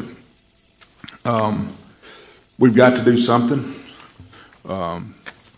If you read the letter from a lady that was sent about what is happening with these companies coming in and buying up our cities, they're coming in and they could care less about our residents or what their homes look like, or whether the fences or trees are falling on them or roofs are good or the driveways are collapsing or anything else. I think we have an obligation to our citizens to establish some sort of ordinance, property maintenance ordinance, to make sure that these companies maintain a positive look in our city. There are people out there that work hard every day for their dollar, and they call these property maintenance companies, and you get online, you can search these properties, look for complaints. The amazing thing about that is you say, well, everybody complains, whether you can't find one positive about a lot of these companies that are coming into Horn Lake right now. Not one positive. And that includes some that are open in this city right now. It does require a lot of items from the property maintenance companies that are doing business in our city. Instead of them taking the money out of our city and putting it into Boston or Sacramento or Orlando, Florida, or wherever they're putting it, that money remains in Horn Lake with the brick and mortar for that company. Now, whether that company wants to hire a person that works out of a office or however, that's up to them. But to supply the code, to be within the code, they're going to have to be in DeSoto County, which gives us... Can I interrupt just a moment? Yes, sir. I think we're getting over to the rental ordinance, and I think what we're considering right now is property maintenance. Well, it's property maintenance, I think, concerns not only the rental houses, but also people who own their homes. That's exactly where I was going. Yes. Like I said, the people require us to do something. The property maintenance code, as pointed out by the mayor, is for every piece of property in the city of Horn Lake. They need to be maintained to a standard that is acceptable. We're trying to bring this city up, and if you ride around and you look, the last 12, 14 years has not been a very, very substantial progressive movement in the city of Horn Lake to keep us up to the standards. So property maintenance is absolutely required. So I think the revision of the code is as the mayor has. I didn't get a copy of that, but I think everybody else got a copy of it, I believe. Did everybody else get a copy of the maintenance ordinance? No? Did a while back. A while back? Yeah. Okay. Well, then what I would do with that, Mayor, is if we have not received the updated copy, I would ask that we table this motion till the next meeting, till everybody can get an updated copy of that property maintenance request. Yes, sir. And I think, like you, it's much, much needed. And the letter, for the benefit of the people in the attendance, was actually addressed from a citizen in South Haven to Mayor Musselwhite, and talking about the problems with the companies buying up the houses and renting them all out. And so I sent a copy of that letter to each one of the aldermen, because she was very clear in talking about the problems that some renters cause by not taking care of their property and some rental companies cause by not maintaining their property. So at the suggestion of Alderman Young, would y'all like to table this till the first meeting in June? Sure. Mayor, Alderman Bledsoe. I have one question. I don't know if this pertains. These guys buying these houses and stuff, and now they're putting parties on, or they're not, they're renting it out for parties. And I'm having a problem over yonder where I live. They got a nice big house, but he rents it out for parties on weekends. And the neighbors don't like loud music and stuff. They call the police, and then the people go hide. I mean, it's just, maybe we can do something. Billy, is there anything that you can put in an ordinance with this to keep from these guys buying these houses and renting them out on the weekend? Yes, not in this ordinance necessarily, Alderman Bledsoe. This is dealing with, like Alderman Young said, fences and roofs and stuff like that, but you can address that in the zoning code, and because that has been an issue where you have party houses rented out, and there's been some case law on that saying you can regulate that to stop it. So we got it, or we need to do one? Let me I did not prepare for that tonight, so let me I'll try to do that in advance of the next meeting as well and have you a better answer. Okay, well, it hit me in the face. They had a party, and they didn't call the police because they didn't want to bother the police. I said, well, that's the only way to solve that problem. Is everyone in agreement to? I want to commend the members of the committee. Y'all worked long and hard on this, and I certainly appreciate it. I know South Haven has one now, Olive Branch has one now, and I want to commend the code enforcement, since we're now up to the 4 that this board so wisely agreed to hire. Week 4 last, I see Chief Brown has left, but they answered what, 300 calls, Chief? Yes, sir. In your packet, this meeting, you should have seen their April's field contacts, and it's more than double what it typically has been. Yes, sir. And most of them have been cleared. Most of them were cleared. I noticed, though, like Alderman Young has said one time, there's more semis parked, but we have one business that's wanting to start, hopefully, for all of us, a business with our truck drivers, because our economy depends on these hard-working people. Yes, it does. Will they be able to park their vehicles? All right. With that said, we'll go on down to the next one, if I can find the proper piece of paper here. All right. The next one is discussions regarding, Mr. Billy, before we go any further, on this proposed property maintenance, we'll have to check with you to see if there's any conflict with things we already have. Well, Mr. Mayor, I guess I'll leave this as food for thought without getting into a large discussion about it, since we're going to carry it over to the next meeting. But you mentioned South Haven and Olive Branch, and they do have a property maintenance ordinance adopted. What they both did was took bits and pieces from the 2018 International Property Maintenance Code and adopted it in ordinance form. And I certainly have no problem with the board doing that if that is what the desire of the board to do.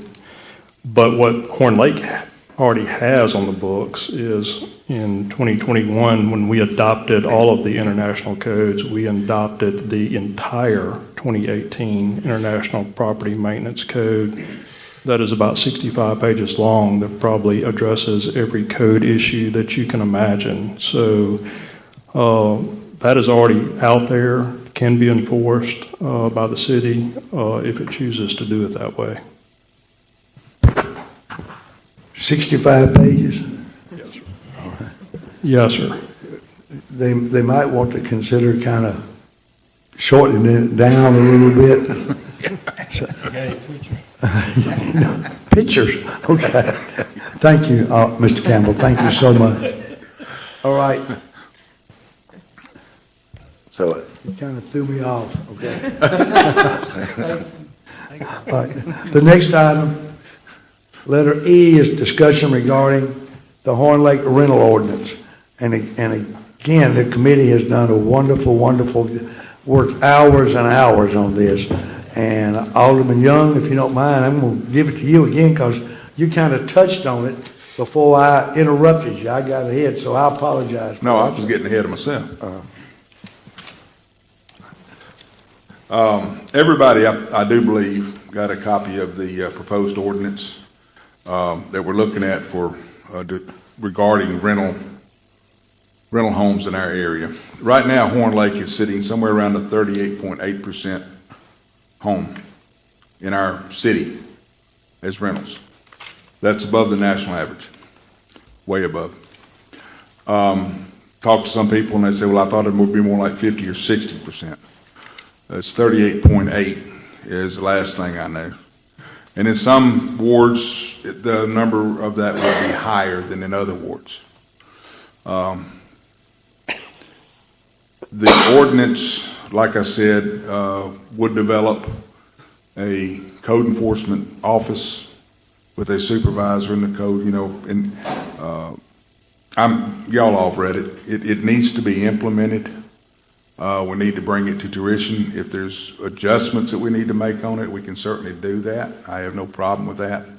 It does not affect anyone that owns 3 homes or less. There is no grandfather clause.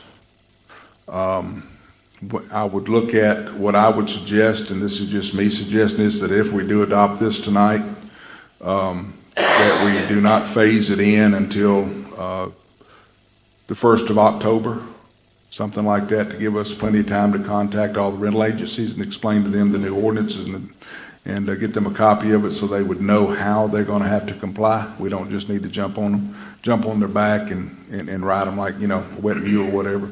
We just need to let them know what's expected of them and what's going to happen and how it's going to happen. And, we need to be honest with them and honest with us because they will have to comply with this new ordinance. And there's a lot in there. The committee packed a lot in there. But if you ride around town, I think you'll understand.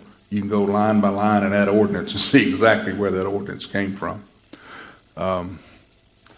So that's pretty much what I've got. Has anybody got any questions concerning this ordinance or anything you need me to explain further? I was just It doesn't going have to be a public hearing. Alderman Bostic. Did you had a chance to review everything on there, Billy? I have. You have everything. Do you have any questions for the committee or for us or something that needs to be changed or is that something you're going to email us and let us know, or can we want to do that now or what?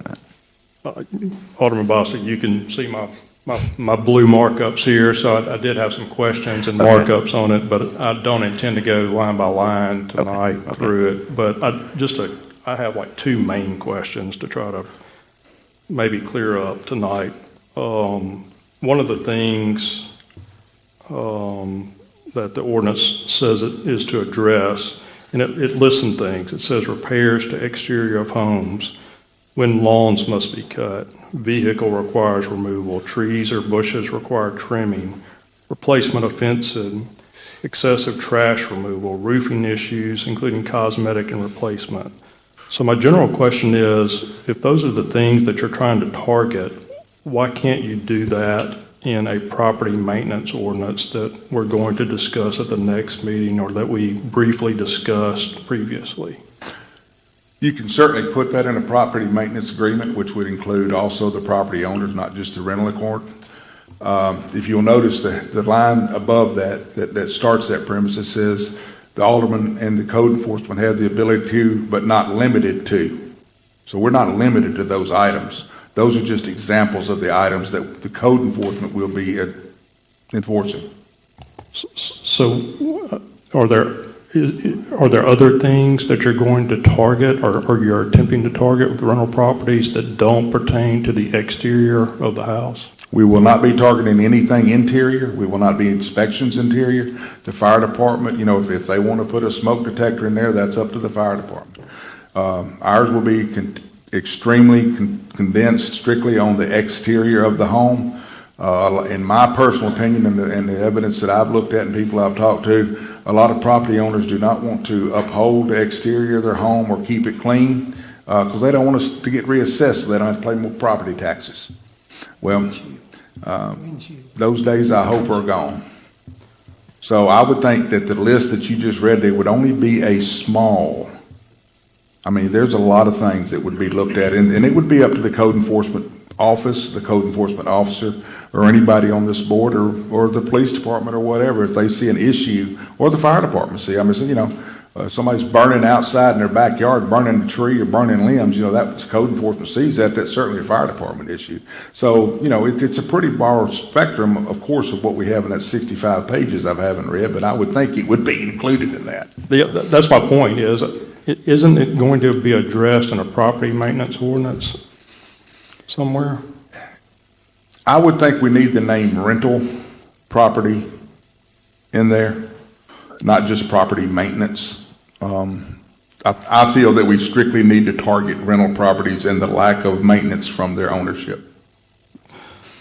My other question was, I've read everything in this, and I think you made the comment earlier that y'all sort of modeled this off of Madison's ordinance. So I pulled it up and kind of compared it as I went along. What I see in our proposed ordinance is different than Madison's, is ours is basically a license or registration ordinance, which Madison's is as well, but Madison also includes an inspection component and a repair or restoration component. So am I reading it right that we don't have those two components in our Correct. proposal? We do not have those two components, and we have moved into away from a penalty organization. In other words, we're now looking at charging them. In other words, if we see their fence is destroyed, they have 15 days to comply to the code enforcement of how they're going to fix it, and then 30 days to start.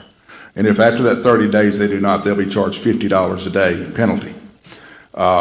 So therefore, on any violation, yards cut, trees, whatever that happens to be the violation that code enforcement happens to see, or a police officer out there on the street sees, we're charging them that $200 per house unit.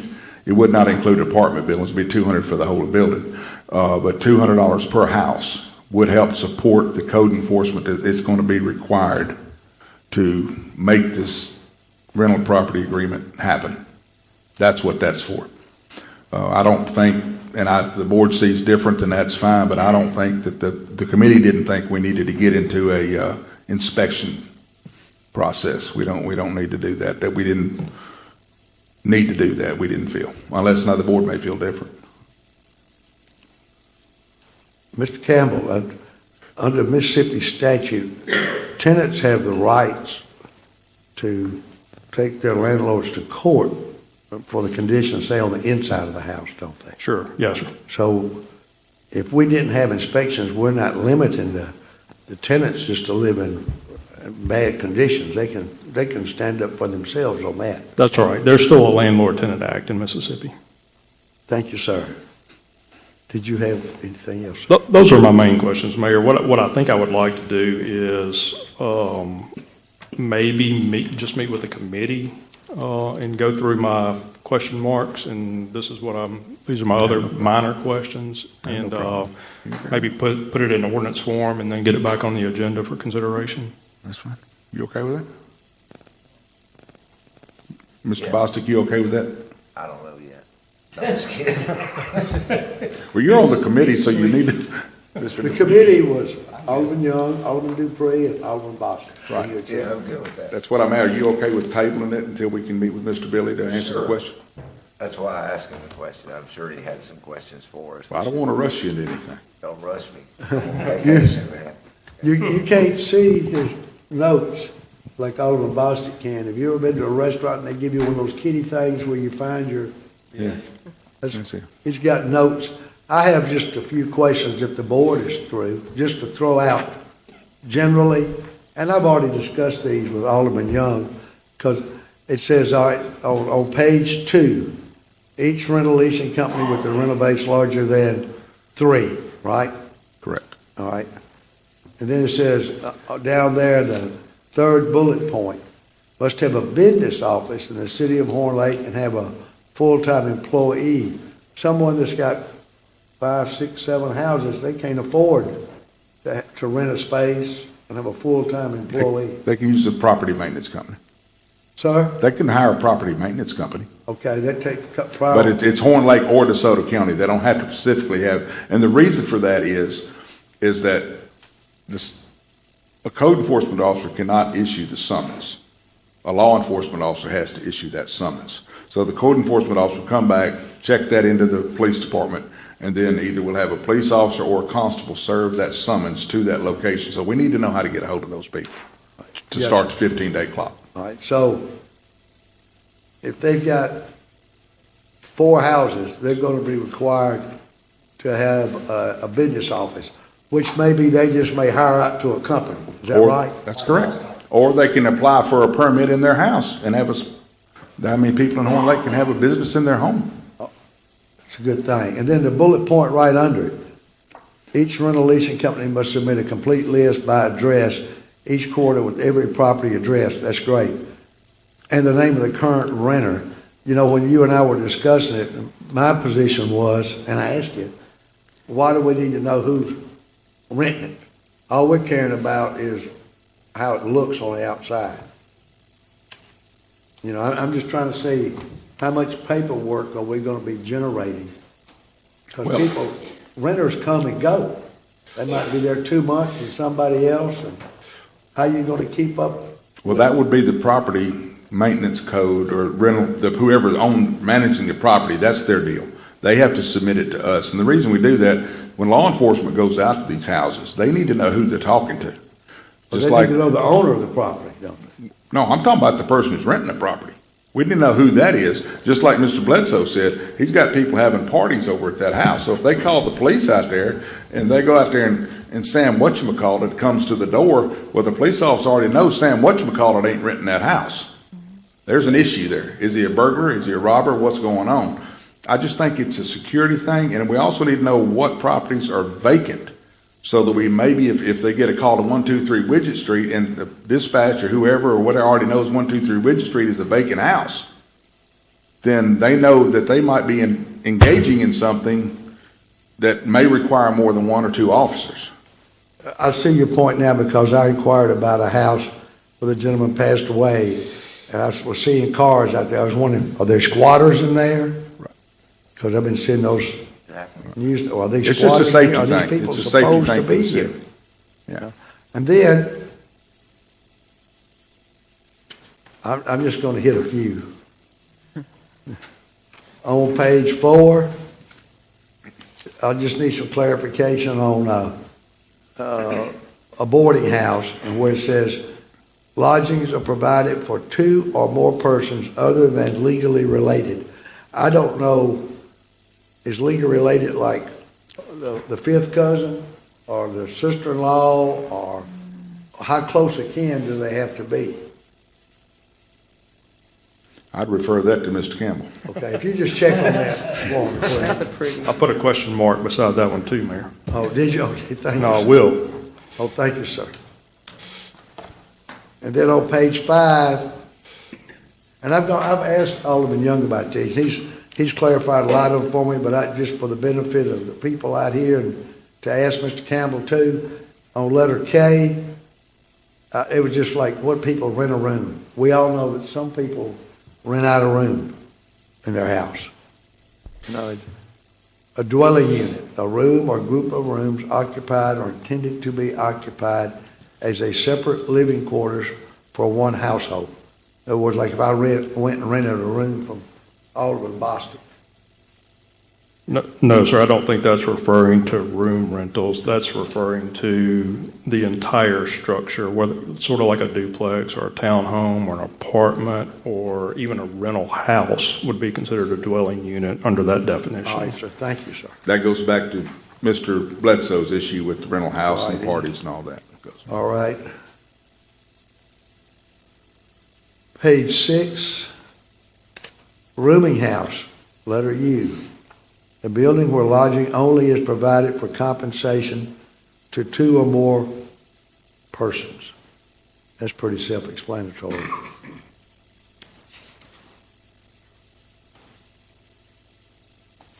page 7. I think at that time, the way this discussion started off was that we were going to get money from the owners of the property, and if they didn't do it, the repairs, then we were going to come in there and do it. But now we're out of the construction business. Right. The So committee we can felt we need to scratch- get out of the construction business. We don't need to be in the construction business. Right, so we can scratch letter C on page 7, is that under 5? That's correct. I think that's right, Mayor. All right, sir.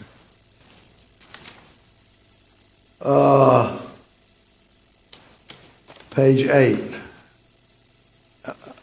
Rental license be displayed. I used to have to display them in a liquor store, so I have no problem there. What I had a question about, and we've been down this before, and I can't remember, these halfway houses. Because we get complaints periodically about, I guess you would call them offenders, or I don't know what you call them, felons, I don't know the crime. And then they get a halfway house. Because we've had people call and say, well, there's 6 or 7 people over here, the van comes and gets them and puts them out. And I got kids, and I don't know what crimes they've committed. How do we regulate that? That's just, yeah, because, Alderman Young. The gentleman that owns those lives in my ward.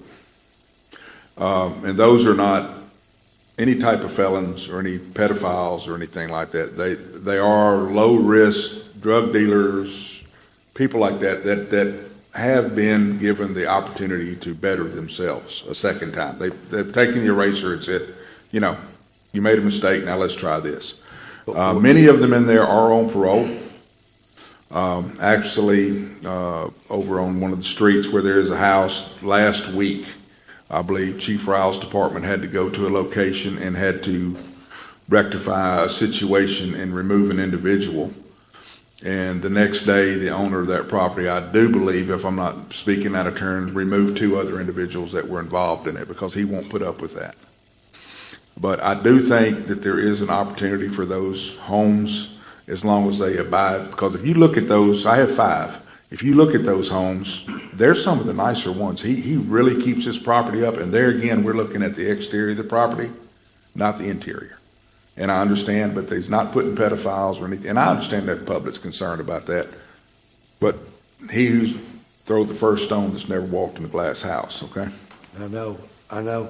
It's just that I understand, and I think you do, and everybody on the board does, if one of these houses was next to you and you had children, or if you were just living by yourself, or you and your spouse. Sure.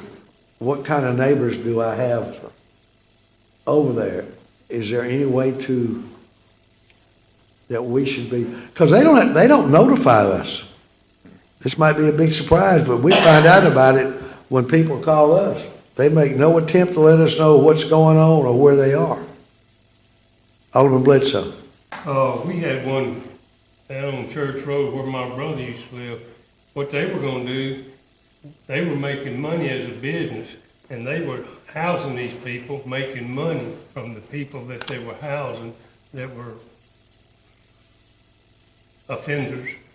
And they didn't have a business license or anything, so I don't know, I imagine they have to have a business license and then they go through the proper forms. He does. To make sure you know, but they would just set it up and go, and the neighbor called me and said, oh no, said I've been living here thing, and I got a $300,000 house, and I don't want this next door. I understand. Can we get Mr. Bully to kind of mull that over and see if there's any possible way so we can know where they are or restrict them to certain areas or what? I will, Mayor, but that also is sort of outside the rental property ordinance. That kind of goes back to what Alderman Bledsoe was talking about, party houses. That should be addressed in your zoning ordinance as opposed to, these may not even be rental houses. These could be, people that own the house and, allow others to stay in. They may not be renting it out. They may be free of charge or. Yes, sir. Thank you, sir. On page 9, committee members, I guess we can scratch letter A, since we're not in the construction business. Correct, Mr. Mayor. And B. And B. Thank you, sir.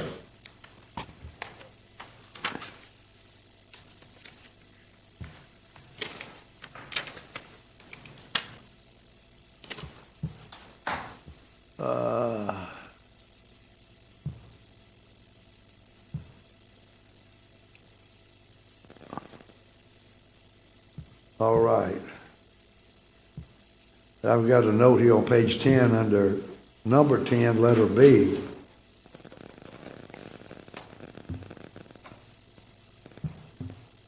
I didn't quite understand.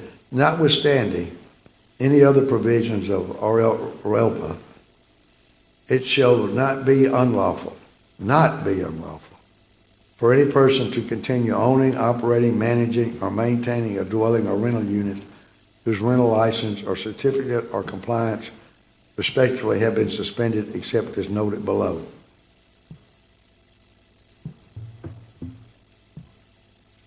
Okay, if everybody just kind of look at that one. Okay. On page 11, number 11, letter A, the fee for a rental license should be $500 and a supportive fee of $200. Are we changing that around to just $200 per unit? So, Well, their business license would be $200 and then $200 per home. okay, thank you, sir. License, $200 per home. $200. Is that all right with you, Alderman Bostic and Alderman Dupree? Okay. Mayor, I have a question on that. Alderman Guys.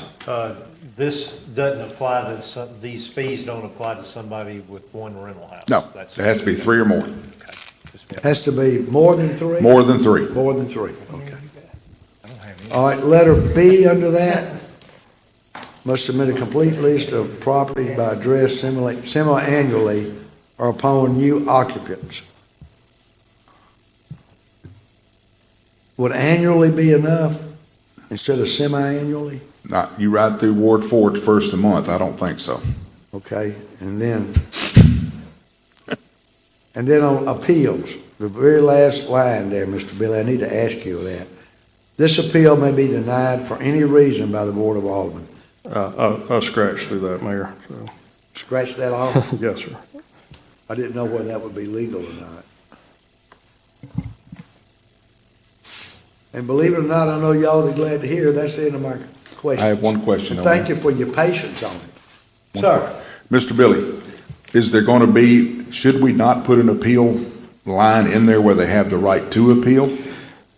No, that paragraph is still in there, the mayor, and I didn't like that last sentence in there that said. That the board has the right to deny the appeal. Okay, that's fine. For any reason, I think was, the problem. That's fine, yeah, as long as they have the right to appeal, I mean, they should have that right. That's right.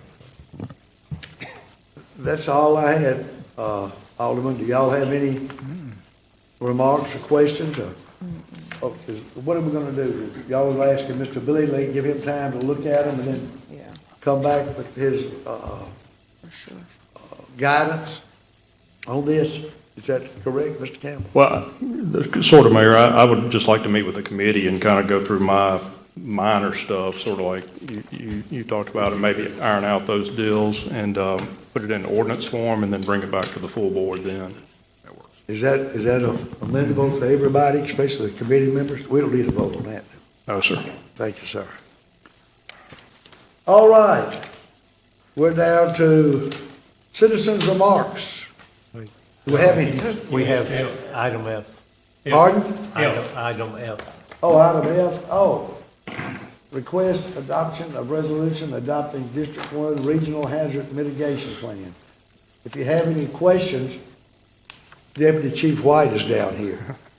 You know, Chief Limble is out. And then Chief Rowell is down here. Does anybody have any questions about that? How would you know? Mayor. Sir? That's the same thing we've been doing for years, and nothing has changed very much. We just have to do it every year. Everybody bids. I think so. I didn't sit down and compare the entire plan to the one we adopted in 2017 or 2012, but I suspect it's very similar. The historical data on windstorms, ice storms, tornadoes, floods, all of that has been updated in the past 5 years, so there'll be some new data in the plan about that. I think the mitigation actions are still the same as far as adopting codes, enforcing floodplain management ordinances. Those sorts of things are still the same as we adopted in 2017. FEMA/MEMA just updates this plan every 5 years, and we are required to adopt it to be eligible to apply for federal mitigation grants. So really, we don't have a choice whether they want to adopt it. You have a choice. You just, if you don't adopt it, you don't get any free money when it does become available. And everybody in the county adopted, in the county. Chief White, is that, I know Mr. Billy's correct, but I know the board would like to hear too that I think you told me before the meeting it's really the same thing, isn't it? Yes, sir. Just like Mr. Billy said, yeah. Yes, sir. After review, I didn't find any major changes. It pretty much falls in line with the 2017 mitigation plan.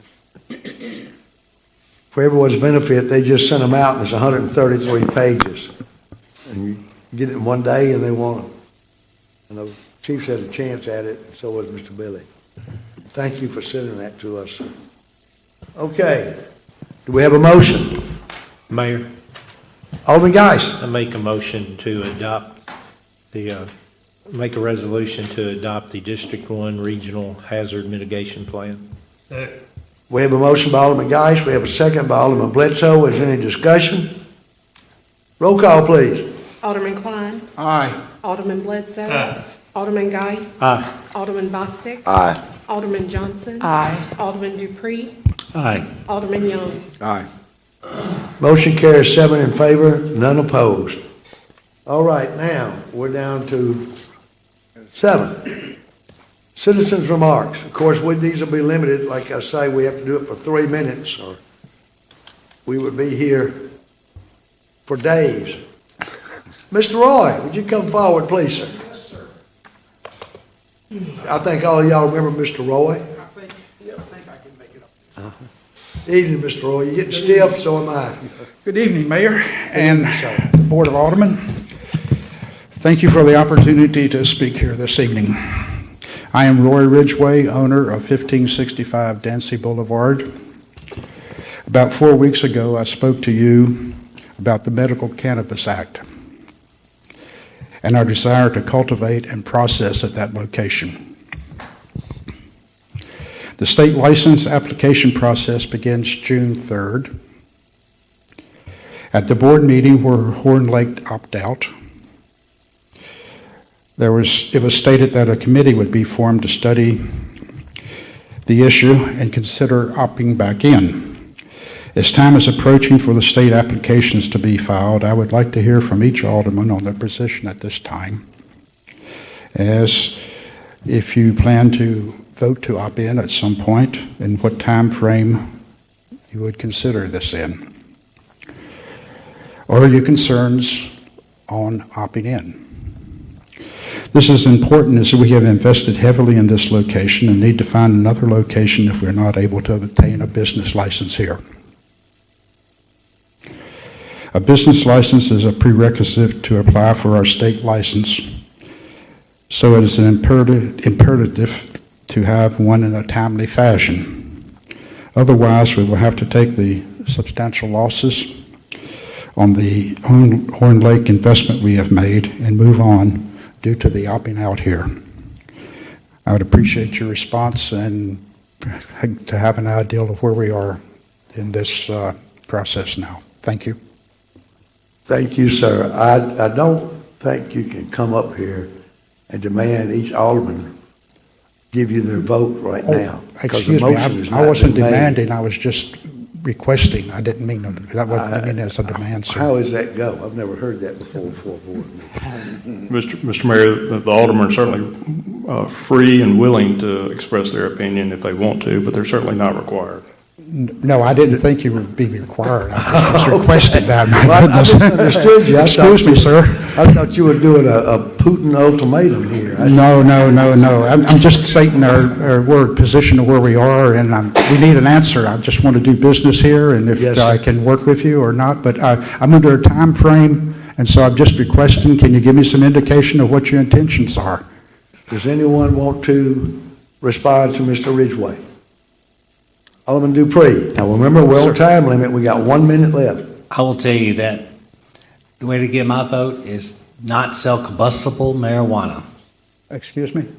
Do not sell combustible marijuana, the kind you smoke. You can sell any other form or fashion you want it, but smoking it, I can't vote for that. Well, we're looking at the cultivation and processing. We are not running a dispensary, so we will not be selling it to individuals. We will be on the manufacturing side. Right, the people who actually need it, who want to come get it medically, they can ingest it any other way than smoke.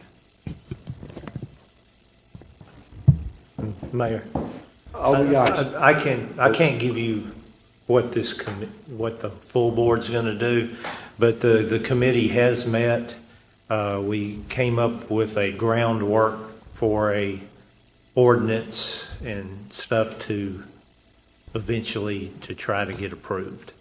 So that was distributed among the aldermen, and we're at the phase now where we're going to take everybody's input, adjust it, and then within the next board meeting or two, we plan on presenting something to the board to try to get the votes to opt back in.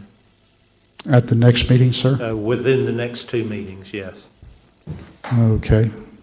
Because just like these last 2 proposed ordinances, we aren't lawyers, so once we come up with a plan, then it'll have to get looked at and make sure what we're doing is believed to be legal and within compliance with state law, and then we'll vote on it.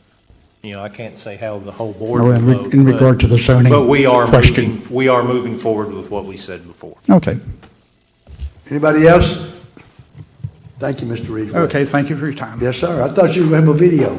Excuse me? I thought you were going to have a video. Well, yes, I do have one. Well, it's too late now. No, But you It's told a- me you were going to come here and show a video. it's a 2-minute video, and I feel obligated to bring it to the board's attention, but at the same time, I'm a little concerned because I don't want it to be misinterpreted, as I seem to have been already. So I have it right here, and I've talked to the guy. If you'd like to see it, 2 minutes. But when you told me that you wanted to appear, you told me I just want to show a video. Well, That's what you told me. this is just the introduction here on the Oh, question. well, Okay. it's gone past the time, and it's really, if the board wants to see it, that's up to them. Is it Cheech and Chong? Yeah, it's what it is. I'll tell you what it is, and you can decide.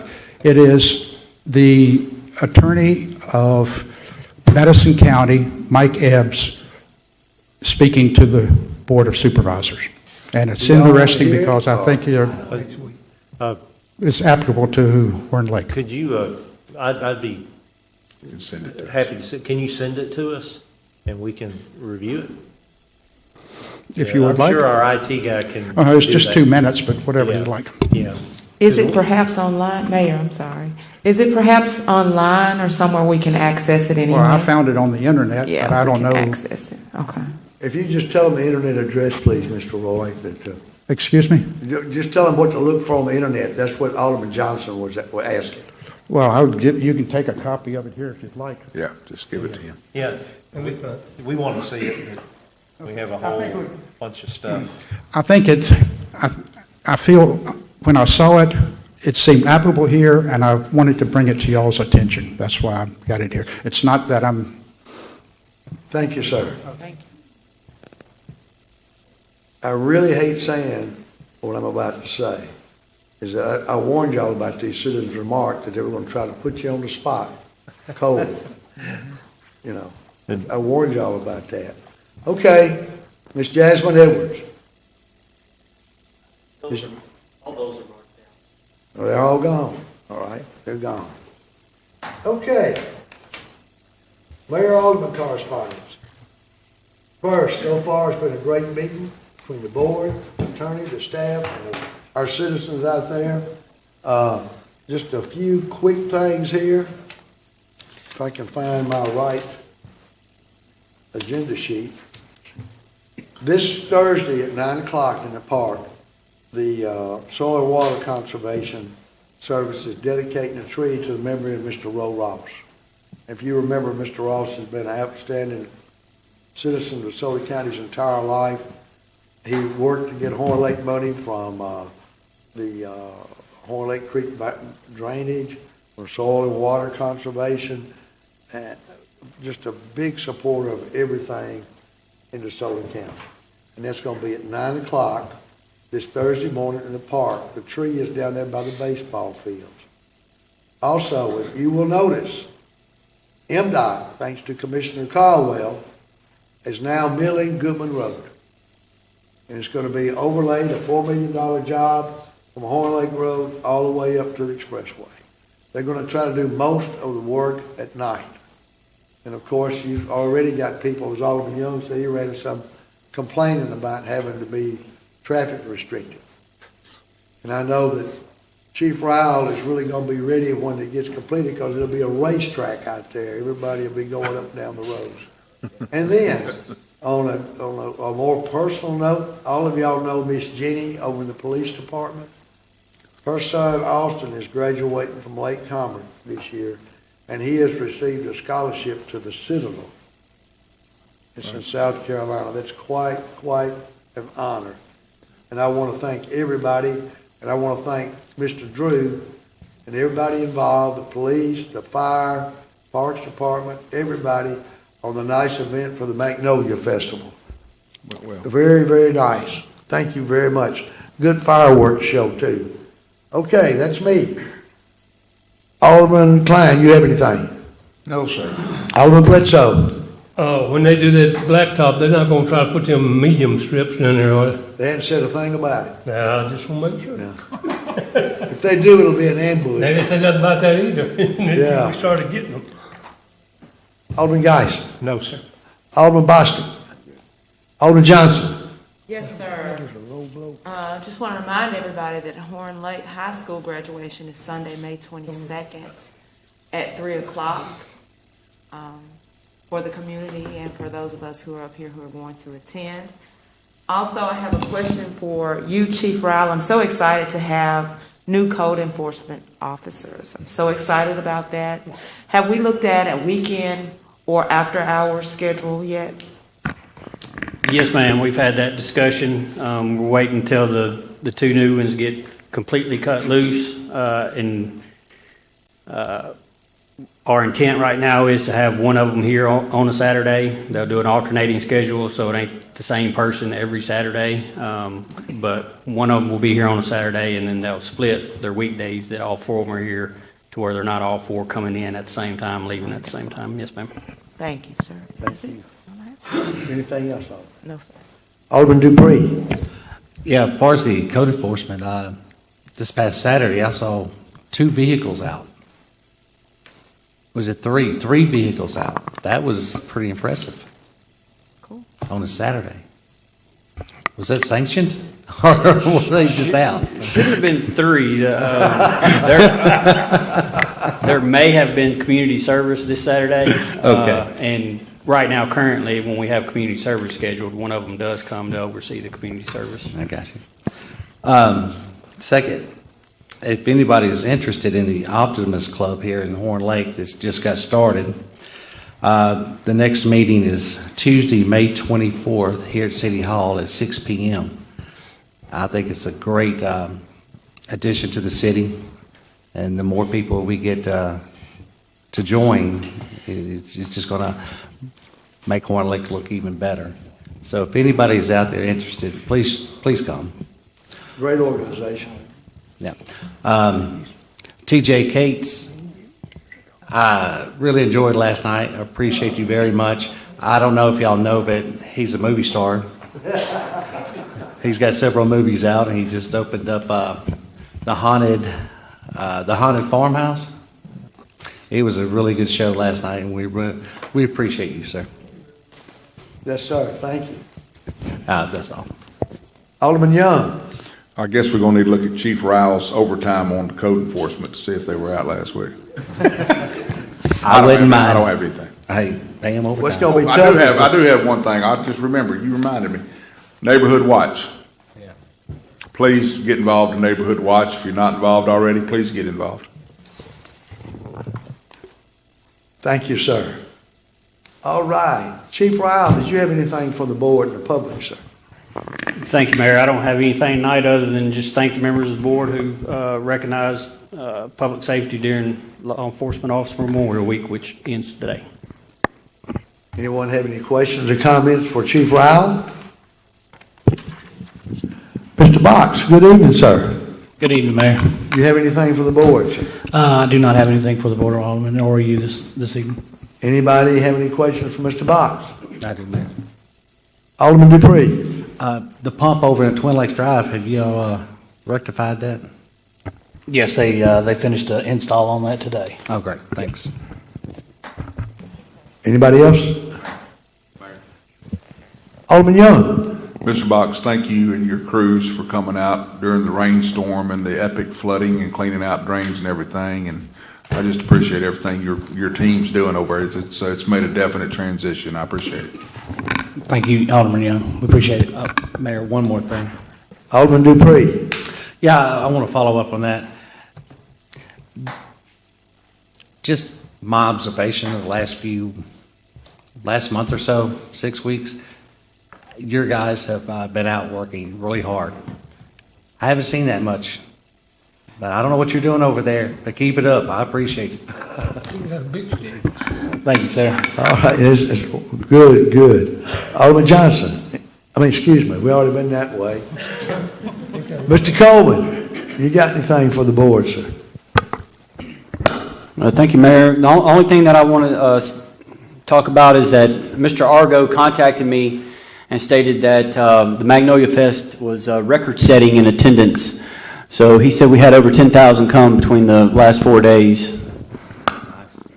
Fantastic. And anybody have any questions or comments for Mr. Coleman?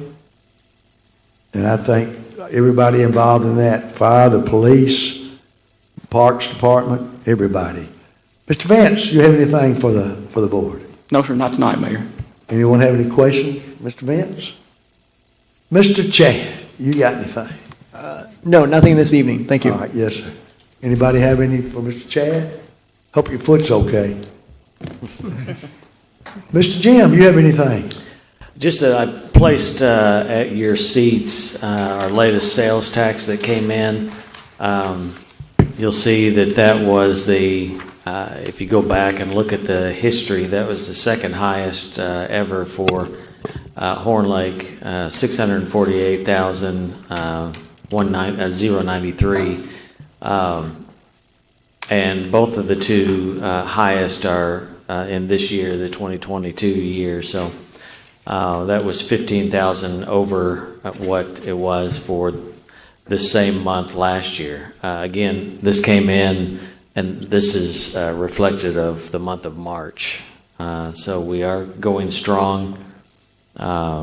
We are 354,000 plus above what we were this time last year. Anybody have any questions for Mr. Robinson?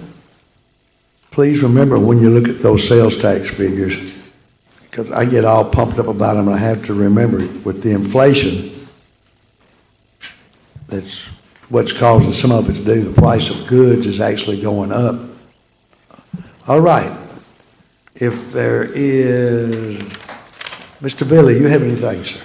I don't, Mr. Mayor, but this seems like an appropriate time to recommend that the board meeting be extended since we still have executive session to go, and we're probably not going to make the 9:30 cutoff time. Anybody want to make that motion? I'll make that motion. All right, motion by Alderman Bledsoe. Do we have to second? Second. Who? Here. Alderman Klein, second. Any discussion? Roll call, please. Alderman Klein.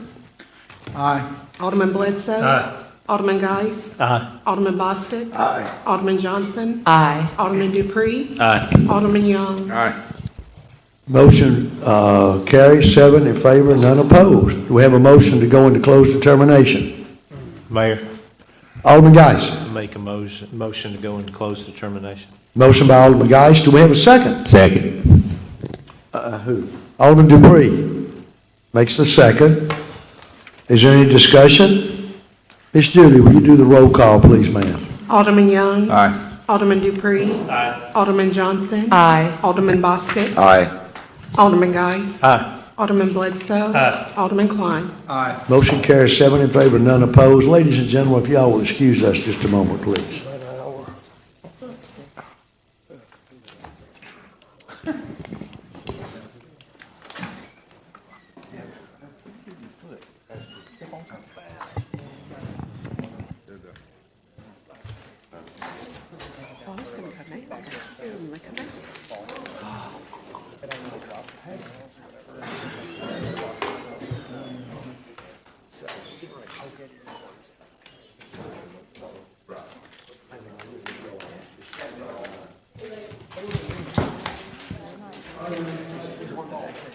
Yeah.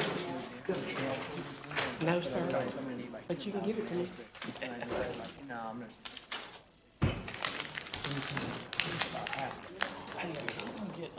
New vehicles for Kovacs and put it on. I don't know where my note, put it on people actually.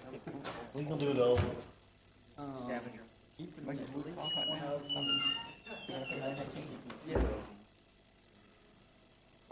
Cross members. Parks. I think some people they were playing pick on things. Summer's not over. I'm still available while bonds are whole. Yes, I keep winning. I saw here, he's paying $14.50. I can save the company $2.50 an hour. He's hiring. That's what I said. But and he's got bulldozers. He said I had to be weedy. I'm not gonna weed him. We have 3 cars. You want weed eat? No. Just some. Those weed eaters are rough. As the summer gets hotter and the grass gets taller, 3 people calling sick. I can't call yet. New ordinance goes in effect. That's right.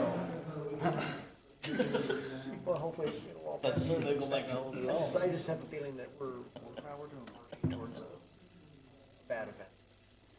I don't know.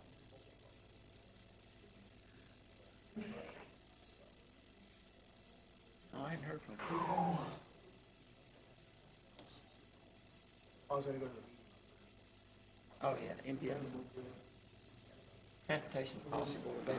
Yeah. It's not. Any responses on your side? Details about projects like that. Okay. They just talk about, obviously policy, but it's, most of it's a listening session. I did read something like that where more people were wanting, I want them on my show. Okay. All right. Oh. At my times, I go to the ETC meetings, that's where we talk about projects, new projects and adding money and all that kind of stuff, but what's in typically, if there's not anything that pertains to DeSoto County or like check the box and go over it. You can't. What's that man said about looting resolution? First part of your question. Tim Vernon. Yeah. I haven't heard back from him. He's usually pretty quick. I may have to follow up with him. I don't know. I've forgotten about him. He said something. He hasn't responded back. Who's he with? What's the name of that? I'm trying to figure out. How's that gonna work? With Tim Vernon? Yeah. With like, got visitors. He works for they can't park anything. Call your alderman bitch about it. Interpretation authority. That's him. That's one. Yeah, that's the.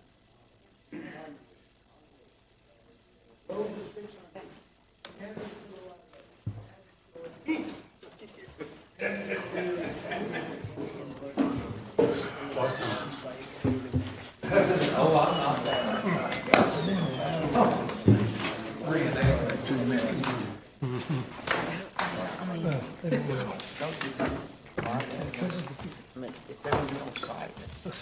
You have some problem with go. Do we have a motion to come out of closed determination? I'll make that motion, sir. Motion by Alderman Bostic. Do we have a second? A second. Second by Alderman Johnson. Is there any discussion? Miss Julie, roll call, please, ma'am. Alderman Klein. Aye. Alderman Bledsoe. Aye. Alderman Geis. Aye. Alderman Bostic. Aye. Alderman Johnson. Aye. Alderman Dupree. Aye. Alderman Young. Aye. Motion carries 7 in favor, none opposed. Do we have a motion to go into executive session? Mayor, Alderman Bostic. I make a motion to go into executive session to discuss items A through E. We have a motion by Alderman Bostic. Do we have a second to the motion? Second. Second by Alderman Klein. Is there any discussion? Miss Julie, roll call, please. Alderman Young. Aye. Alderman Dupree. Aye. Alderman Johnson. Aye. Alderman Bostic. Aye. Alderman Geis. Aye. Alderman Bledsoe. Aye. Alderman Klein. Aye. Motion carries 7 in favor, none opposed. If y'all will excuse us, please. Please excuse me.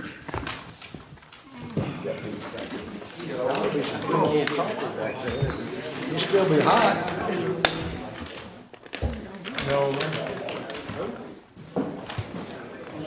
Hey, how many games is gonna play? 13, 14 on Saturday? I'm about to ask you, when was I for call? Oh, really? It just now started? Okay. Oh, you just not paying. Okay. What you didn't want to do is you.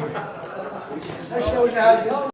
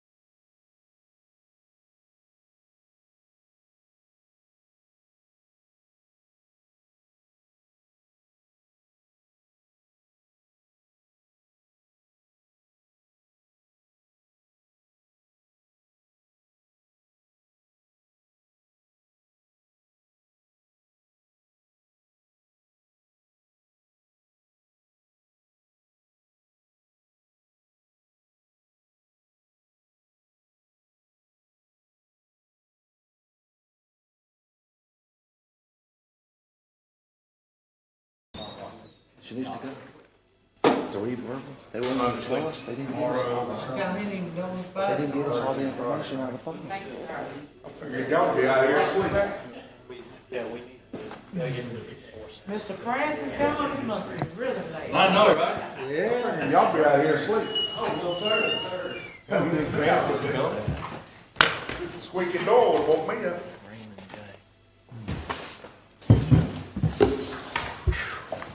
Francis laying in the floor. No, Did he leave? He bailed on us. I can't believe that. It's 11:30. Do we have a motion to come out of executive session? Mayor, I make that motion. Motion by Alderman Dupree. Do we have a second? No, wait, Alderman Geis, I'm sorry. Alderman Geis, I'm sorry. He's got hair. I don't. Do we have a second, please? Second. Second, Alderman Young. Is there any discussion?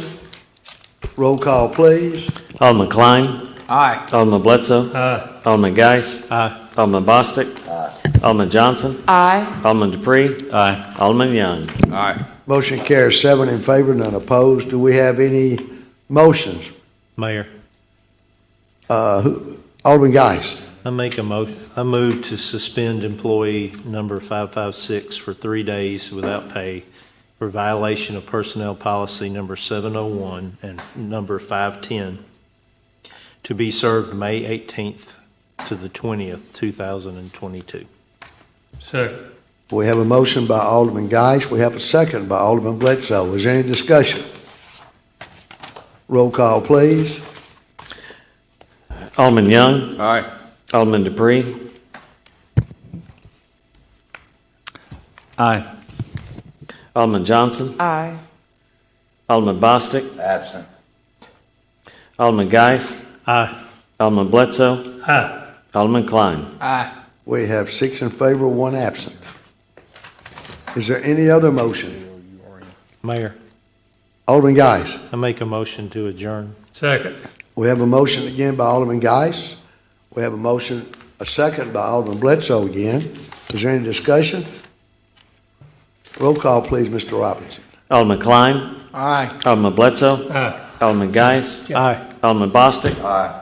Alderman Johnson. Aye. Alderman Dupree. Where's this number down? What if I say nay? Aye. Alderman Young. Aye. Motion carries 7 in favor, none opposed. Mr. Daniel, you're back to nightclub hours now. Motion passed.